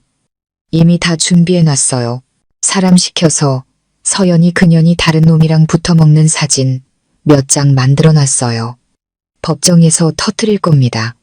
그때도 그년이 고개 빳빳이 들고 다닐 수 있는지 보자고요. 제가 온 세상 사람들한테 전연이 바람나서 집 나간 파렴치한 년이라는 걸 증명할 겁니다. 저런 년은 애 키울 자격도 재산 한 푼 받을 자격도 없어요. 시어머니는 옆에서 말리기는커녕 맞장구를 쳤습니다. 그래, 아들아, 그렇게 해야지. 사회에서 완전히 매장시켜버려야 해. 배신자 같은 년은 절대 행복하게 살게 둬선 안 돼. 나도 생각해봤는데 소송에서 이기면 우리도 명예훼손으로 거액의 위자료를 청구하자. 그래서 길바닥에 나앉아 구걸하게 만들어야 해. 그들의 모든 대화, 그 비열한 음모는 한마디도 빠짐없이 기록되었습니다. 저는 영상을 보며 주먹을 꽉 쥐었습니다. 인간의 잔인함에는 끝이 없었습니다. 그들은 저를 빈손으로 내쫓는 것을 넘어 제 인생 전체를 파괴하고 벼랑 끝으로 밀어 넣으려 했습니다. 하지만 그들은 자신들의 말이 스스로를 묻을 깊은 무덤을 파고 있다는 사실을 몰랐습니다. 오빠는 그저 침묵했습니다. 그의 눈에 만족스러운 빛이 스쳤습니다. 그는 부하 최 실장에게 신호를 보냈습니다. 됐어. 이 자료들 전부 김 변호사에게 보내. 이제 막을 내릴 시간이라고 전해. 덫은 닫혔습니다. 쥐는 희롱당하고 동족에게 배신당했을 뿐만 아니라 스스로 감옥에 뛰어들어 문을 잠근 꼴이었습니다. 이혼 재판 날이 다가오고 있었습니다. 그것은 재판이 아니었습니다. 모든 죄악이 정의에 비달에 드러나는 공개적인 심판의 날이 될 것이었습니다. 민주는 여전히 자신이 조작한 증거를 믿고 화려한 역전승을 꿈꾸고 있었습니다. 그가 곧 자신의 인생에서 가장 끔찍한 악몽, 바로 그 자신이 만들어낸 악몽과 마주하게 될 것이라는 사실을 까맣게 모른 채 마침내 재판날이 밝았습니다. 그날 서울의 하늘은 사건의 당사자들 마음처럼 무겁고 잿빛이었습니다. 저는 짙은 네이비색 정장을 입고 최대한 침착하고 강인한 모습을 유지하려 애썼습니다. 오빠는 동행하지 않았습니다. 자신의 등장이 불필요한 논란을 일으키는 것을 원치 않는다고 했습니다. 하지만 저는 알고 있었습니다. 오빠가 보이지 않는 곳에서 저를 지켜보고 보호하고 있다는 것을. 엄숙하고 차가운 법정 안으로 들어서자 민준과 시어머니가 피고석에 앉아 있는 것이 보였습니다. 민준은 훨씬 더 마르고 초췌해 보였지만 저를 보는 그의 눈에는 여전히 증오와 함께 이해할 수 없는 자신감이 서려 있었습니다. 시어머니는 옆에서 비통한 표정을 지으며 연신 손수건으로 눈가를 훔쳤습니다. 그들은 마지막 순간까지 연기하고 있었습니다. 훤칠하고 자신감 넘쳐 보이는 민준의 변호사는 서류를 뒤적이며 민준의 귀에 무언가 속삭였습니다. 아주 승산이 있다는 듯이 재판이 시작되었고 민준 측이 먼저 변론을 시작했습니다. 그의 변호사가 일어나 비극적인 소설을 읊기 시작했습니다. 자신의 의뢰인 박민준 씨는 모범적인 남편이자 자상한 아버지였으며 가정을 위해 모든 것을 희생했다고. 하지만 그 희생에 대한 보답은 아내의 고통스러운 배신이었다고. 그리고 그는 증거들을 제출하기 시작했습니다. 처음에는 제가 다른 남성들과 저녁을 먹거나 커피를 마시는 모습이 찍힌 파파라치 사진들이었습니다. 사실 그들은 모두 저의 옛 사업 파트너들로 다시 일을 시작할 기회를 찾기 위해 안부를 묻고 조언을 구하던 자리였습니다. 하지만 민준이 고용한 사람들의 카메라와 변호사의 왜곡된 설명을 통해 평범한 만남들은 순식간에 은밀한 미래가 되었습니다. 앞권은 조잡하게 포토샵된 몇 장의 사진이었습니다. 제 얼굴을 다른 여성의 몸에 합성하여 낯선 남자와 선정적인 포즈를 취하고 있는 사진. 변호사는 목소리를 높여 선언했습니다. 존경하는 재판장님, 이것은 피고의 아내가 외도를 하고 남편과 자식을 배신했다는 명백한 증거입니다. 이것이야말로 이 결혼이 파탄에 이르게 된 근본적인 원인입니다. 민주는 피고석에서 고개를 숙인 채 어깨를 떨며 아내에게 배신당한 비련의 남편 역할을 완벽하게 소화했습니다. 시어머니는 흐느끼기 시작했습니다. 법정은 수군거리는 소리로 가득 찼고 몇몇 동정의 눈길이 민준을 향했습니다. 그들의 연극은 효과가 있는 듯 보였습니다. 저는 그 자리에 꼼짝 않고 앉아 무릎 위에서 두 손을 깍지 낀 채였습니다. 제 마음은 고요한 호수와 같았습니다. 저는 그들의 연기를 싸구려 막장 드라마를 보듯 지켜보았습니다. 제 옆에 김 변호사는 표정 변화 하나 없이 앉아 있었습니다. 그는 제게 진정하라는 듯 가볍게 고개를 끄덕여 보였습니다. 민준 측의 변론이 끝나고 우리 차례가 되었습니다. 김 변호사는 과장된 상대 변호사와는 정반대로 품위 있는 태도로 일어섰습니다. 그는 성급하게 저열한 비방에 반박하는 대신 재판부를 향해 서류철 하나를 정중하게 제출했습니다. 존경하는 재판장님, 다른 문제에 앞서 이 결혼이 회복 불가능한 상태에 이르게 된 진짜 원인을 먼저 명확히 하고자 합니다.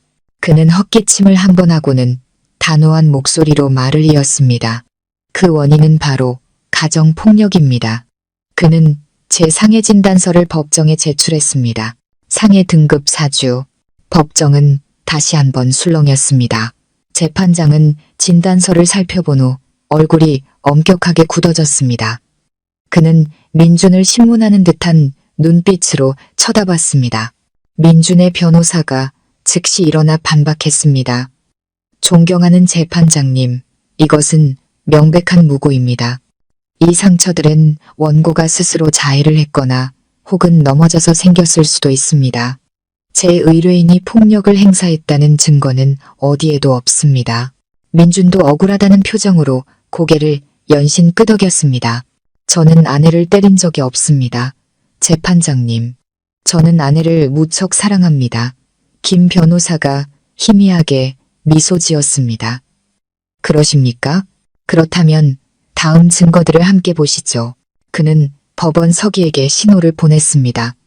법정의 대형 스크린이 켜졌습니다. 하지만 화면에 나타난 것은 민준이 두려워하던 그런 것들이 아니었습니다. 이것은 서막에 불과했습니다. 진짜 전쟁, 결정적인 일격은 아직 남아있었습니다. 민준은 자신이 준비된 덫 안으로 스스로 걸어 들어가고 있다는 사실을, 그리고 그의 모든 부인이 자신의 몰락을 더욱 비참하게 만들 뿐이라는 것을 아직 모르고 있었습니다. 대형 스크린이 밝아지고 가장 먼저 나타난 것은 민준의 개인 계좌와 성진건설법인 계좌의 은행거래 내역서였습니다. 김 변호사는 레이저 포인터로 화면의 숫자들을 가리키며 그의 목소리가 법정 전체에 명확하고 단호하게 울려 퍼졌습니다. 존경하는 재판장님, 보시는 바와 같이 지난 3년간 수억 원에 달하는 거액의 자금이 회사 계좌에서 황유미라는 개인의 계좌로 꾸준히 이체되었습니다. 그리고 이것은, 그는 다음 슬라이드로 넘겼습니다. 성진건설에서 황유미 씨의 직책은 상무비서이며 월급은 150만 원이라는 근로계약서입니다. 여기서 질문이 생깁니다. 월급 150만 원의 비서가 어떻게 회사로부터 이렇게 거액의 돈을 정기적으로 받을 수 있었을까요? 이것이 단순한 회사 자금 횡령일까요? 아니면 그보다 더 은밀한 관계가 있었던 걸까요? 민준의 얼굴이 하얗게 질렸습니다. 그는 자신의 비밀스러운 관계가 이렇게까지 상세하고 명확하게 드러날 줄은 상상도 못했습니다. 그의 변호사가 허둥지둥 일어나 더듬거렸습니다. 재판장님, 이것은 업무상 필요한 가불금이나 대외 활동비일 수 있습니다. 제 의뢰인은 결백합니다. 김 변호사가 비웃었습니다. 대외 활동비요. 그렇다면 그 대외 활동비가 어디에 쓰였는지 한번 보시죠. 화면이 다시 바뀌었습니다. 이번에는 강남의 고급 오피스텔 매매 계약서와 고급 외제차 등록증 사진이었습니다. 두 자산 모두 황유미의 명의로 되어 있었습니다. 5억 원짜리 오피스텔과 2억 원에 가까운 차. 아무리 생각해도 이렇게 거액의 대외 활동비는 존재할 수 없을 것 같습니다. 존경하는 재판장님, 이것은 박민준 씨가 외도를 했을 뿐만 아니라 상무라는 직위를 이용해 회사의 자산, 즉 부부 공동의 재산을 횡령하여 내연녀에게 상납했다는 명백한 증거입니다. 법정의 공기가 무겁게 가라앉았습니다. 모든 시선이 이제 민준에게로 향했습니다. 더 이상 동정이 아닌 경멸과 혐오의 눈빛이었습니다. 방청석에 앉아있던 시어머니의 얼굴은 파랗게 질려 있었습니다. 아들에게 다른 여자가 있다는 것은 알았지만 이렇게까지 무모하고 어리석게 돈을 썼을 줄은 몰랐던 것입니다. 충실하고 비련한 남편이라는 연극의 막은 무참히 찢겨나갔습니다. 하지만 이게 전부가 아니었습니다.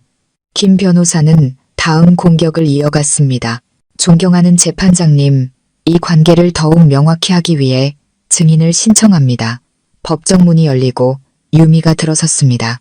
그녀는 단정한 오피스룩 차림이었고 얼굴에는 긴장한 기색이 역력했지만 눈빛만은 단호했습니다.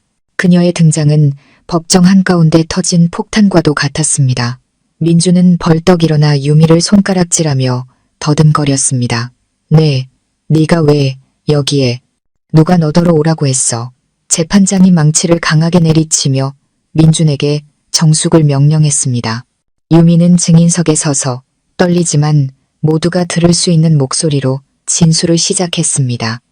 그녀는 민준과의 관계를 처음부터 끝까지 모두 털어놓았습니다.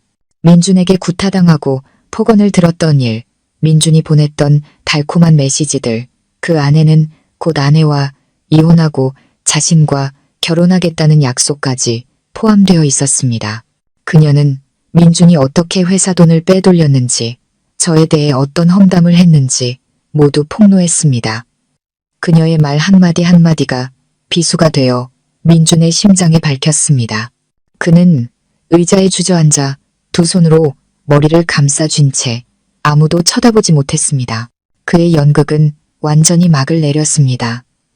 이쯤 되자 민준의 변호사는 더 이상 변호할 말을 찾지 못했습니다. 모든 증거는 너무나 명백했고 모든 거짓말은 탄로났습니다. 그는 그저 이마에 땀을 닦으며 무력한 표정으로 서 있을 뿐이었습니다. 재판은 잠시 휴정되었고 재판부가 합의에 들어갔습니다. 민주는 석상처럼 굳어 앉아 있었습니다. 시어머니는 아들에게 달려가 흔들며 울부짖었습니다. 세상에 어쩌다 일이 이렇게 됐니? 아가, 말 좀 해봐. 왜? 하지만 민주는 대답이 없었습니다. 그는 자신이 졌다는 것을, 아주 치욕적으로 졌다는 것을 알았습니다. 그는 이미지와 명예를 잃었고 곧 자신의 모든 재산을 잃게 될 것이었습니다. 하지만 그에게는 아직 마지막 희망의 불씨가 남아 있었습니다. 제가 외도했다는 조작된 증거들. 그는 여전히 제가 깨끗하지 않다는 것을 증명하기만 하면 양육권을 가져오고 재산의 일부라도 지킬 수 있을 것이라 믿었습니다. 그는 몰랐습니다. 자신을 지옥의 가장 밑바닥으로 떨어뜨릴 진짜 파멸의 일격이 아직 남아있다는 사실을. 휴정 시간이 끝나고 재판은 극도의 긴장감 속에서 재개되었습니다. 민주는 약간의 기운을 차린 듯 보였습니다. 아마도 절망이 무모함으로 변한 것이겠지요. 그는 마지막 도박을 걸기로 결심했습니다. 그의 변호사가 애써 자신감 있는 표정을 지으며 일어섰습니다. 존경하는 재판장님, 원고 측이 제시한 것들은 모두 여론을 호도하기 위한 수단에 불과합니다. 이 사건의 핵심은 원고의 부정행위입니다. 저희는 기존의 입장을 고수하며 저희가 제출한 외도 증거들을 재판부께서 신중히 검토해 주시길 요청하는 바입니다. 그는 여전히 조작된 사진들에 매달리며 상황을 반전시킬 수 있다는 헛된 희망을 품고 있었습니다. 법정의 모든 시선이 다시 우리를 향했습니다. 김 변호사가 어떻게 반격할지 모두가 숨죽여 지켜보았습니다. 하지만 이번에 김 변호사는 아무 말도 하지 않았습니다. 그는 그저 법원 서기에게 신호를 보냈고 대형 스크린이 다시 한번 켜졌습니다. 하지만 이번에 화면에 나타난 것은 딱딱한 서류가 아닌 영상이었습니다. 민준의 저택 거실 전체를 조망하는 천장 각도에서 몰래 촬영된 영상. 영상이 시작되자 술과 분노로 얼굴이 시뻘개진 민준이 소파에 앉아있는 모습이 나타났습니다. 맞은편에는 시어머니가 앉아 있었고 민준의 분노에 찬 목소리가 울려 퍼졌습니다. 바로 저와 오빠가 도청장치를 통해 들었던 그 대화였습니다. 보세요, 어머니. 틀림없이 누군가 저를 음해하고 있어요. 모든 게 저한테 불리하게 돌아가고 있다고요. 하지만 전 지지 않을 겁니다. 이미 다 준비해놨어요. 사람 시켜서 서연이 그년이 다른 놈이랑 붙어먹는 사진 몇 장 만들어놨어요. 법정에서 터뜨릴 겁니다. 그때도 그년이 고개 빳빳이 들고 다닐 수 있는지 보자고요. 제가 온 세상 사람들한테 전연이 바람나서 집 나간 파렴치한 년이라는 걸 증명할 겁니다. 한 글자 한 글자가 죽은 듯 조용한 법정 안에 선명하게 울려 퍼졌습니다. 피고석의 민주는 화면을 뚫어져라 쳐다보며 그대로 얼어붙었습니다. 그는 가장 사적이고 가장 추악한 자신의 음모가 온 세상에 공개적으로 상영되고 있다는 사실을 믿을 수 없었습니다. 영상은 시어머니의 날카로운 목소리로 이어졌습니다. 그래, 아들아, 그렇게 해야지. 사회에서 완전히 매장시켜버려야 해. 배신자 같은 년은 절대 행복하게 살게 둬선 안 돼. 스스로 자백한 더 이상 부인할 수 없는 증거. 민준의 변호사는 입을 떡 벌린 채 얼굴이 새하얗게 질렸고 손에 들고 있던 서류철이 바닥으로 떨어졌습니다. 그의 연극, 그의 웅변은 이제 우스꽝스러운 광대노름이 되어버렸습니다. 하지만 악몽은 아직 끝나지 않았습니다. 김 변호사가 다시 한번 신호를 보내자 화면은 다른 영상으로 바뀌었습니다. 이번에는 민준의 사무실이었습니다.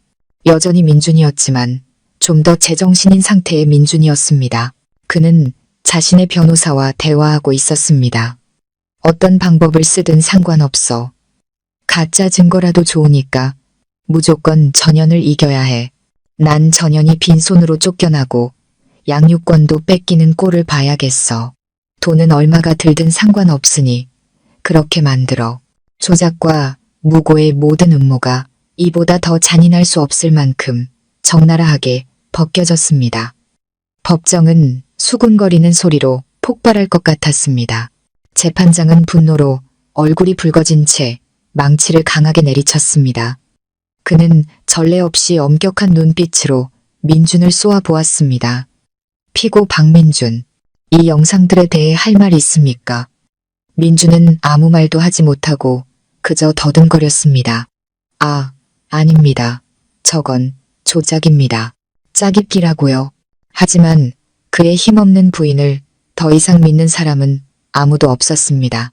모든 것이 너무나 명백했습니다. 마지막 비밀의 장막이 걷히고 추악하고 벌거벗은 진실만이 남았습니다. 미친 듯한 비명이 침묵을 갈랐습니다. 민주는 벌떡 일어나 두 눈을 부릅떴습니다. 그는 저를 손가락으로 가리키며 상처 입은 짐승처럼 울부짖었습니다. 너야, 전부 너 때문이야. 네가 판 함정이었어. 이 악독한 년. 그는 저를 잡아먹을 듯이 달려들었지만 법정 경위들이 재빨리 그를 제압했습니다. 민주는 발버둥치며 끊임없이 욕설을 퍼붓고 소리 질렀습니다. 그가 애써 쌓아 올린 위선과 동정의 가면은 완전히 벗겨지고 뒤틀리고 광기에 찬 추악한 맨얼굴만이 남았습니다. 아들이 체포되고 가문의 모든 음모가 탄로나는 것을 목격한 시어머니는 결국 충격을 이기지 못하고 눈을 뒤집으며 그 자리에서 실신했습니다. 법정은 순식간에 아수라장이 되었습니다.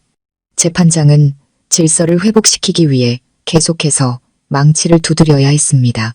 저는 의자에 조용히 앉아 이 모든 광경을 아무런 감정의 동요 없이 지켜보았습니다. 모든 것이 끝났습니다. 마지막 연극의 막이 내렸고 아기는 스스로 자신의 가면을 벗어던졌습니다. 정의는 더디게 올지라도 결국에는 반드시 온다는 것을. 그리고 민준에게 내려질 판결은 법의 심판뿐만 아니라 양심의 심판이자 온 사회의 경멸이 될 것이었습니다. 민준이 법정 밖으로 끌려나가고 시어머니가 응급실로 실려간 후 재판은 마침내 재개될 수 있었습니다. 반박할 수 없는 증거들 앞에서 변론은 매우 신속하게 진행되었습니다. 민준의 변호사는 더 이상 변호할 말을 찾지 못하고 그저 고개를 숙여 패배를 인정했습니다. 재판부는 약 1시간 동안 합의를 거쳤습니다. 재판장이 다시 법정으로 돌아왔을 때 모두가 숨을 죽였습니다. 그는 자리에서 일어나 엄숙한 목소리로 최종 판결을 낭독하기 시작했습니다. 본 재판부는 사건 기록 및 법정에서 제시된 모든 증거를 검토한 결과 피고 박민준의 행위가 혼인 및 가족에 관한 법률을 위반했을 뿐만 아니라 형사 범죄의 혐의가 있는 매우 중대한 사안이라고 판단합니다. 이에 재판부는 다음과 같이 최종 판결합니다. 그는 잠시 말을 멈춘 후 또박또박 힘주어 읽어내려갔습니다. 첫째, 원고 강서연의 이혼 청구를 인용한다. 원고 강서연과 피고 박민준의 혼인관계는 금일부로 공식적으로 해소되었음을 선언한다. 저는 안도의 한숨을 내쉬었습니다. 마침내 자유를 얻은 것입니다. 8년간의 지옥이 공식적으로 막을 내렸습니다. 둘째, 자녀에 대한 양육권은 원고 강서연에게 있으며 자녀 발견 후가만 18세가 될 때까지 직접 양육, 보호 및 교육할 권리와 의무를 가진다. 피고 박민준은 자녀가 대학을 졸업할 때까지 매월 300만 원의 양육비를 지급할 의무가 있다. 재판장은 계속했습니다. 셋째, 재산 분할에 관하여 피고 박민준의 가정폭력, 외도 및 혼인 파탄의 전적인 책임이 인정되므로 다음과 같이 분할한다. 현재 거주 중인 타워 팰리스 아파트는 자녀의 안정적인 주거 환경 보장을 위해 원고 강서연의 단독 소유로 한다. 모든 공동명의 은행 계좌의 잔고는 원고 70%, 피고 30%로 분할한다. 성진건설의 지분에 관해서는 현재 회사가 금융비리 혐의로 조사를 받고 있으므로 관계기관의 결론이 나온 후 법원에서 추가 판결을 내릴 것이다. 판결 하나하나가 민준의 인생과 커리어에 밝히는 대못과 같았습니다. 그는 모든 것을 잃었습니다. 아내, 아들, 그리고 거의 모든 재산까지. 하지만 최악은 아직 남아 있었습니다. 마지막으로 재판장은 엄격한 목소리로 말했습니다. 피고 박민준의 상해, 무고 및 증거 위조 행위는 형사 범죄 구성 요건을 충족한다고 판단되는 바, 본 재판부는 이 사건 기록 전체를 검찰로 이송하여 법률에 따라 수사 및 기소 절차를 진행하도록 명한다. 재판장의 망치가 단호하고 힘차게 책상을 내리치며 모든 것에 마침표를 찍었습니다. 제가 이겼습니다. 완벽한 승리였습니다. 저는 김 변호사를 돌아보며 고개 숙여 감사 인사를 전했습니다. 그는 따뜻하고 진심 어린 미소로 화답했습니다. 축하합니다, 서연 씨. 새로운 삶을 살 자격이 충분하십니다. 제가 법원을 나섰을 때 밖은 아수라장이었습니다. 기자들이 저를 둘러쌌고 수많은 카메라와 마이크가 제 얼굴을 향했습니다. 질문들이 빗발쳤습니다. 하지만 저는 더 이상 두렵지 않았습니다. 저는 허리를 꼿꼿이 펴고 그들을 똑바로 바라보며 차분하고 명확한 목소리로 말했습니다. 관심 가져주셔서 감사합니다. 진실은 법정에서 모두 밝혀졌습니다. 저는 사법부의 공정한 판단을 믿습니다. 이제부터 저는 아들과 함께 새로운 삶, 평온한 삶을 시작하고 싶을 뿐입니다. 말을 마친 저는 더 이상의 질문에 답하지 않고 발걸음을 옮겼습니다. 인파가 저절로 갈라지며 길을 터주었습니다. 그들의 눈빛은 더 이상 비난 섞인 호기심이 아니었습니다. 존중과 약간의 연민이 담겨 있었습니다. 그 후 민준 모자의 삶은 오빠가 말했던 현실의 지옥 그 자체였습니다. 성진건설은 즉시 세무조사를 받았고 공사비 횡령, 탈세, 뇌물 공여 등 수많은 비리가 드러나 결국 파산했습니다. 채권자들과 계약이 파기된 협력업체들이 벌떼처럼 몰려들었습니다. 민주는 상해, 무고, 그리고 여러 경제 범죄 혐의로 징역 7년형을 선고받았습니다. 선고 공판날 그의 모습은 아무런 생기도 없는 살아있는 송장 같았다고 합니다. 시어머니는 병원에서 깨어난 후 아들이 감옥에 가고 모든 재산이 사라졌다는 소식에 큰 충격을 받고 두 번째 뇌졸중으로 쓰러졌습니다. 이번에는 전신이 마비되어 그저 누워서 어눌한 소리만 낼 수 있게 되었습니다. 유일하게 남아있던 그녀의 집도 은행에 넘어가 빚을 갚는 데 쓰였습니다. 그녀는 여생을 요양원에서 고독과 후회 속에서 보내야 했습니다. 어떤 친척도 그녀를 찾아오지 않았다고 들었습니다. 그들은 스스로 자신들의 미래와 명예를 파괴한 것입니다.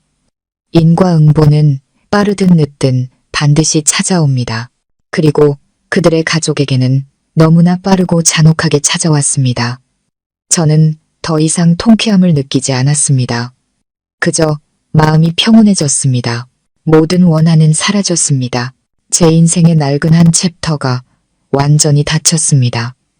이제 저는 빛과 희망만이 가득한 새로운 챕터를 써 내려가야 할 시간이었습니다. 폭풍이 지나간 후 제게는 맑고 평온한 하늘이 펼쳐졌습니다. 저는 제가 얻게 된 재산으로 화려하게 사는 삶을 택하지 않았습니다. 지난 힘든 시간들은 제게 진정한 행복이 돈이나 물질이 아닌 마음의 평화에 있다는 것을 가르쳐 주었습니다. 저는 고통스러운 기억이 가득한 그 타워 팰리스를 팔고 조용한 교회에 더 작고 아늑한 집을 샀습니다. 아들 현우가 시끄러운 도시의 소음과 구설수에서 벗어나 맑고 깨끗한 환경에서 자라길 바랐습니다. 저와 오빠의 관계는 그 어느 때보다 돈독해졌습니다. 오빠는 더 이상 미스터리한 거물이 아닌 언제나 제 곁에서 우리 모자를 지켜주는 든든한 오빠로 돌아왔습니다. 오빠는 자주 집에 들러 현우와 놀아주었습니다. 조카를 목말 태우고 환하게 웃는 오빠의 모습을 볼 때마다 제 마음은 따뜻해졌습니다. 오빠도 조금씩 변해갔습니다. 차갑고 날카로운 모습 대신 따뜻하고 차분한 모습이 늘어났습니다. 아마도 저와 현우를 지켜낸 것이 지난 수년간 오빠의 마음을 짓눌렀던 응어리와 자책감을 풀어준 모양입니다. 저는 제 열정을 되찾기로 결심했습니다. 더 이상 동시통역사로 일하지는 않았습니다. 그 일은 출장이 너무 잦았으니까요. 저는 가진 돈의 일부를 투자해 평온이라는 이름의 작은 북카페를 열었습니다. 높은 책장에 책이 가득하고 감미로운 연주곡이 흐르며 향긋한 커피향이 가득한 조용한 공간. 그곳은 곧 책을 사랑하는 사람들, 복잡한 세상 속에서 안식처를 찾는 영혼들이 즐겨 찾는 장소가 되었습니다. 저는 손님에게 직접 커피를 내려주고 좋은 책을 추천해주거나 그저 한쪽 구석에 앉아 사람들을 바라보며 미소 짓는 것에서 소박한 기쁨을 찾았습니다. 제 삶은 잔잔하고 의미 있게 흘러갔습니다. 가끔 민준에 대한 소식이 들려왔습니다. 그는 모범수로 5년 만에 출소했지만 바깥 세상은 감옥보다 더 혹독했습니다. 가족도 돈도 직업도 없이 전과자라는 꼬리표까지 달린 그는 제대로 된 일자리를 구하지 못했습니다. 막노동을 전전하며 힘겹게 살아간다고 얼굴에는 항상 피로와 과거의 그림자가 어려 있다고 들었습니다. 어느 날 오후 그가 제 카페를 찾아왔습니다. 그는 멀리서 안을 들여다볼 뿐 차마 들어오지는 못했습니다. 그는 무척 늙고 초라해 보였습니다.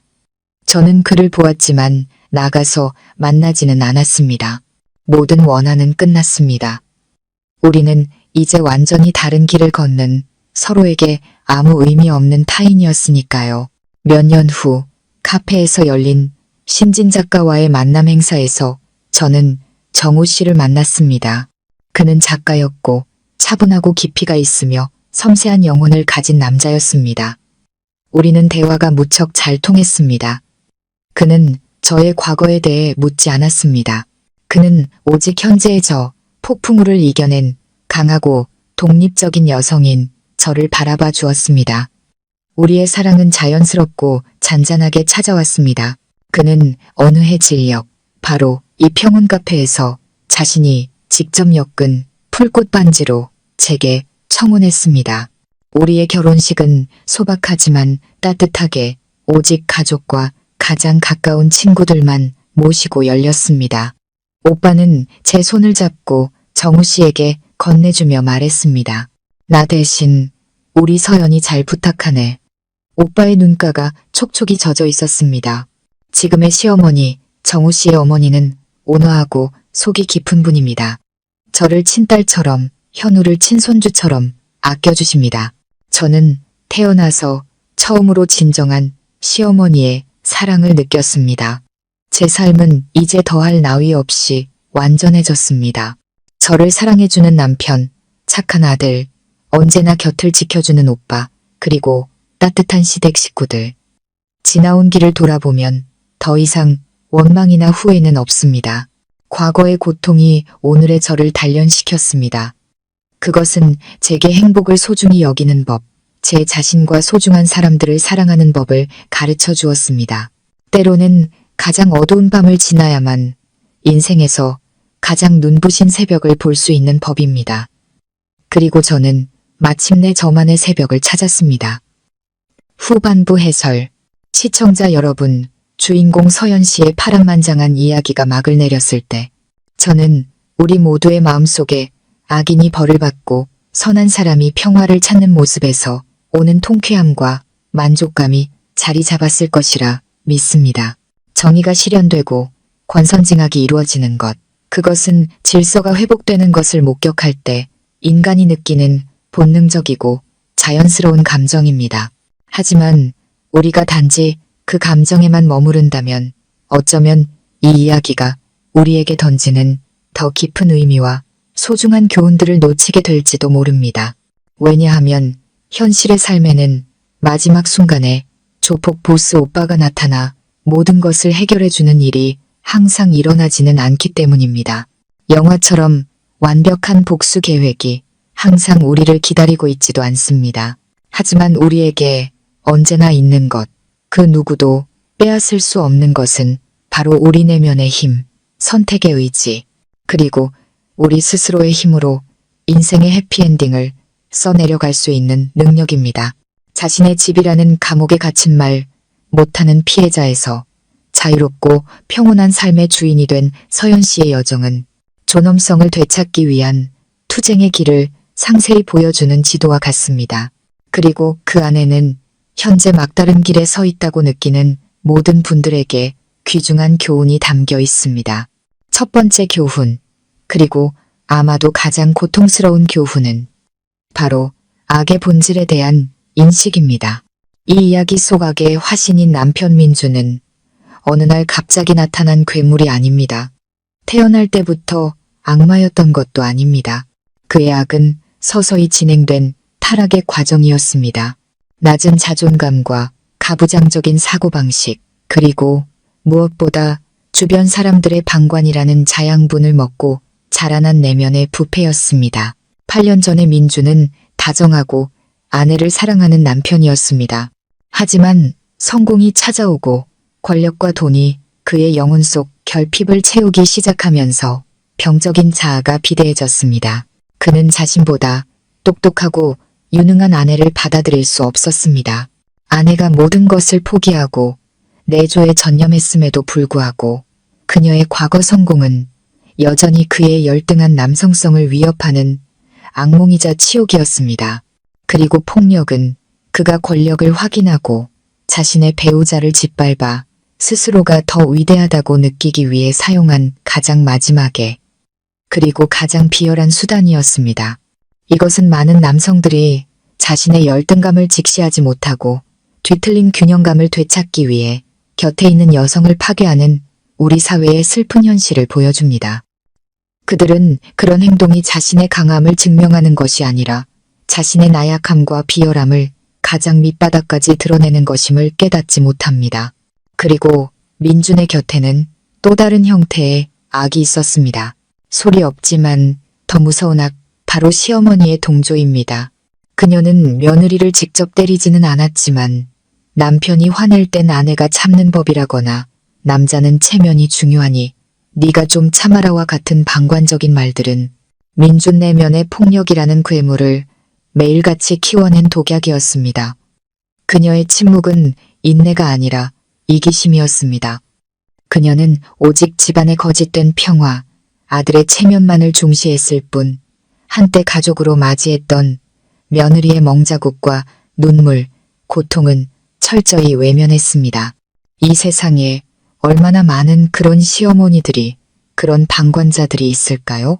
단지 내 고통이 아니라는 이유로 집안일은 집안에서 해결해야 한다는 명분 아래 폭력 앞에서 눈 감고 침묵을 선택하는 사람들. 악 앞에서 침묵하는 것은 악의 또 다른 형태입니다. 그것은 폭력이 싹트고 자라나는 비옥한 토양입니다. 여기서 얻을 수 있는 교훈은 우리는 직접적인 가해자에게 맞서 싸워야 할 뿐만 아니라 침묵으로 악에 동조하고 방관하는 이들에게도 목소리를 내야 한다는 것입니다. 문명사회는 공포와 침묵 위에 세워질 수 없습니다. 그것은 잘못된 것을 잘못되었다고 말하고 약자를 보호하는 용기 위에 세워져야 합니다. 그것이 가족이든 타인이든 말이죠. 그리고 물론 인과응보는 결코 틀리지 않습니다. 민준과 시어머니의 몰락은 초자연적인 징벌이 아닙니다. 그것은 그들이 뿌린 씨앗에서 싹튼 필연적인 결과이자 논리적인 귀결입니다. 민준은 자신의 오만함에 의해 침몰했습니다. 그는 아내를 얕봤고 정체불명의 오빠를 무시했으며 결국 스스로 준비된 덧단으로 걸어 들어갔습니다. 시어머니는 자신의 맹목적인 감싸기에 의해 파멸했습니다. 결국 금지옥역 같던 아들이 사회에서 매장당하는 것을 목격해야만 했습니다. 그들은 스스로 죄악의 성을 쌓았고 결국 그 폐허 속에 스스로 갇히고 말았습니다. 이것은 우리 모두에게 깊은 경고를 줍니다. 절대로 바람을 심지 마십시오. 언젠가는 반드시 폭풍을 거두게 될 날이 올 것입니다. 인생은 때로 불공평해 보일지라도 긴 안목으로 보면 무서울 정도로 공평합니다. 모든 선택은 아무리 작을지라도 미래의 결과를 품고 있는 씨앗과 같습니다. 하지만 이 이야기는 단지 악인에 대한 심판서가 아닙니다. 이것은 여성 안에 잠재된 힘과 저항의 가치에 대한 찬가이기도 합니다. 주인공 서연 씨는 처음에는 다른 많은 여성들처럼 인내하고 참고 견뎠습니다. 자신의 희생이 아이를 위한 것이고 아이에게 온전한 가정을 지켜주기 위한 것이라고 스스로를 속였습니다. 이것은 매우 흔하고 위험한 심리적 함정입니다. 우리는 종종 자식에 대한 사랑을 명분으로 자신의 나약함을 정당화하고 독이 되는 결혼 생활을 감내합니다. 하지만 우리는 잊고 있습니다. 진정한 가정은 물리적인 벽으로 지어지는 것이 아니라 사랑과 존중 그리고 안전함으로 지어진다는 것을. 화려한 집에 살지만 매일 아버지가 어머니를 때리는 장면을 목격하고 욕설을 들으며 자라는 아이가 과연 건강하게 성장할 수 있을까요? 그 아이가 타인을 사랑하고 존중하는 법을 배울 수 있을까요? 아니면 뒤틀린 영혼을 가진 채 자라나 미래의 또 다른 폭력의 피해자가 되거나 더 나쁘게는 부모의 비극을 되풀이하는 가해자가 될까요? 서연 씨의 침묵은 그녀 자신의 삶뿐만 아니라 아들 현우의 여린 영혼에 매일같이 공포와 트라우마의 씨앗을 심고 있었습니다. 그녀의 저항은 자신을 구하기 위함일 뿐만 아니라 아들의 미래를 구하고 폭력이라는 악순환의 고리를 끊기 위함이었습니다. 이야기의 전환점, 창고문이 쾅하고 닫히는 순간은 강력한 은유입니다. 그것은 단순한 신체적 감금이 아니라 정신의 마지막 감옥이었습니다. 모든 탈출구가 막히고 마지막 희망마저 사라진 듯 보였을 때, 바로 그때 서연 씨 내면에 잠재된 힘이 깨어났습니다. 그녀는 울부짖거나 애원하지 않았습니다. 그녀는 행동했습니다. 아들에게 신호를 보내는 작고 절박하지만 결정적인 행동을. 그 비밀 신호는 단순한 암호가 아니었습니다. 그것은 준비의 상징이자 서연 씨가 가장 어두운 날을 위해 스스로 만들어둔 한 줄기 희미한 빛이었습니다. 여기서 얻을 교훈은 무엇일까요? 바로 막다른 골목에 몰릴 때까지 기다렸다가 저항할 방법을 찾지 말라는 것입니다. 항상 자신만의 비밀 신호, 즉 플랜 B를 준비해 두십시오. 그것은 비상금일 수도, 꾸준히 갈고 닦은 전문 기술일 수도, 든든한 친구 관계망일 수도, 혹은 부당함의 아니오라고 말할 수 있는 용기일 수도 있습니다. 당신의 한계가 침범당했을 때 저항이 반드시 격렬한 싸움일 필요는 없습니다. 때로는 나는 더 나은 대우를 받을 자격이 있다는 마음속에 단호한 결심, 작은 행동 하나에서 시작됩니다. 기억하십시오. 당신은 그 누구의 소유물도 아닙니다. 당신은 안전하고 존중받으며 살아갈 권리가 있는 독립적인 존재입니다. 그리고 이것은 다음의 중요한 교훈으로 이어집니다. 바로 생명선, 즉 지원 시스템의 중요성입니다. 이야기 속에서 오빠는 구원자이자 전능한 힘으로 등장합니다. 하지만 현실에서 당신의 오빠는 조폭 보스가 아닐 수도 있습니다. 당신의 오빠는 당신이 믿는 친구, 가족, 심리상담사, 변호사 또는 여성보호단체일 수 있습니다. 문제는 당신의 오빠가 누구냐가 아니라 당신이 그들에게 신호를 보낼 용기가 있느냐입니다. 서연 씨는 매우 똑똑하고 용감한 일을 했습니다. 그녀는 아들에게 오빠를 부르는 방법을 가르쳤습니다. 그녀는 자신의 어린 아들을 자기 구출 계획의 중요한 연결고리로 만들었습니다. 이것은 우리가 아무리 절망적인 상황에 처해 있더라도 스스로를 위한 생명선을 주도적으로 만들어낼 수 있다는 것을 보여줍니다. 절대 스스로를 고립시키지 마십시오. 모든 것을 혼자 해결할 수 있다고 생각하지 마십시오. 고통은 나누면 반이 되고 힘은 합치면 배가 됩니다. 나누고 도움을 구하십시오. 적절한 때에 적절한 사람에게 건 한 통의 전화, 한 줄의 메시지, 한 번의 고백이 당신의 인생 전체를 바꿀 수 있습니다. 당신 인생의 강태식이 누구인지 파악하고 그들이 당신의 비밀 신호를 알고 있도록 하십시오. 헛된 자존심이나 두려움 때문에 도움을 구하는 것을 망설이지 마십시오. 도움을 받는 것은 나약함이 아니라 용기와 지혜의 표현입니다. 마지막으로 이 이야기가 주는 가장 깊은 교훈은 바로 평온을 찾아가는 여정입니다.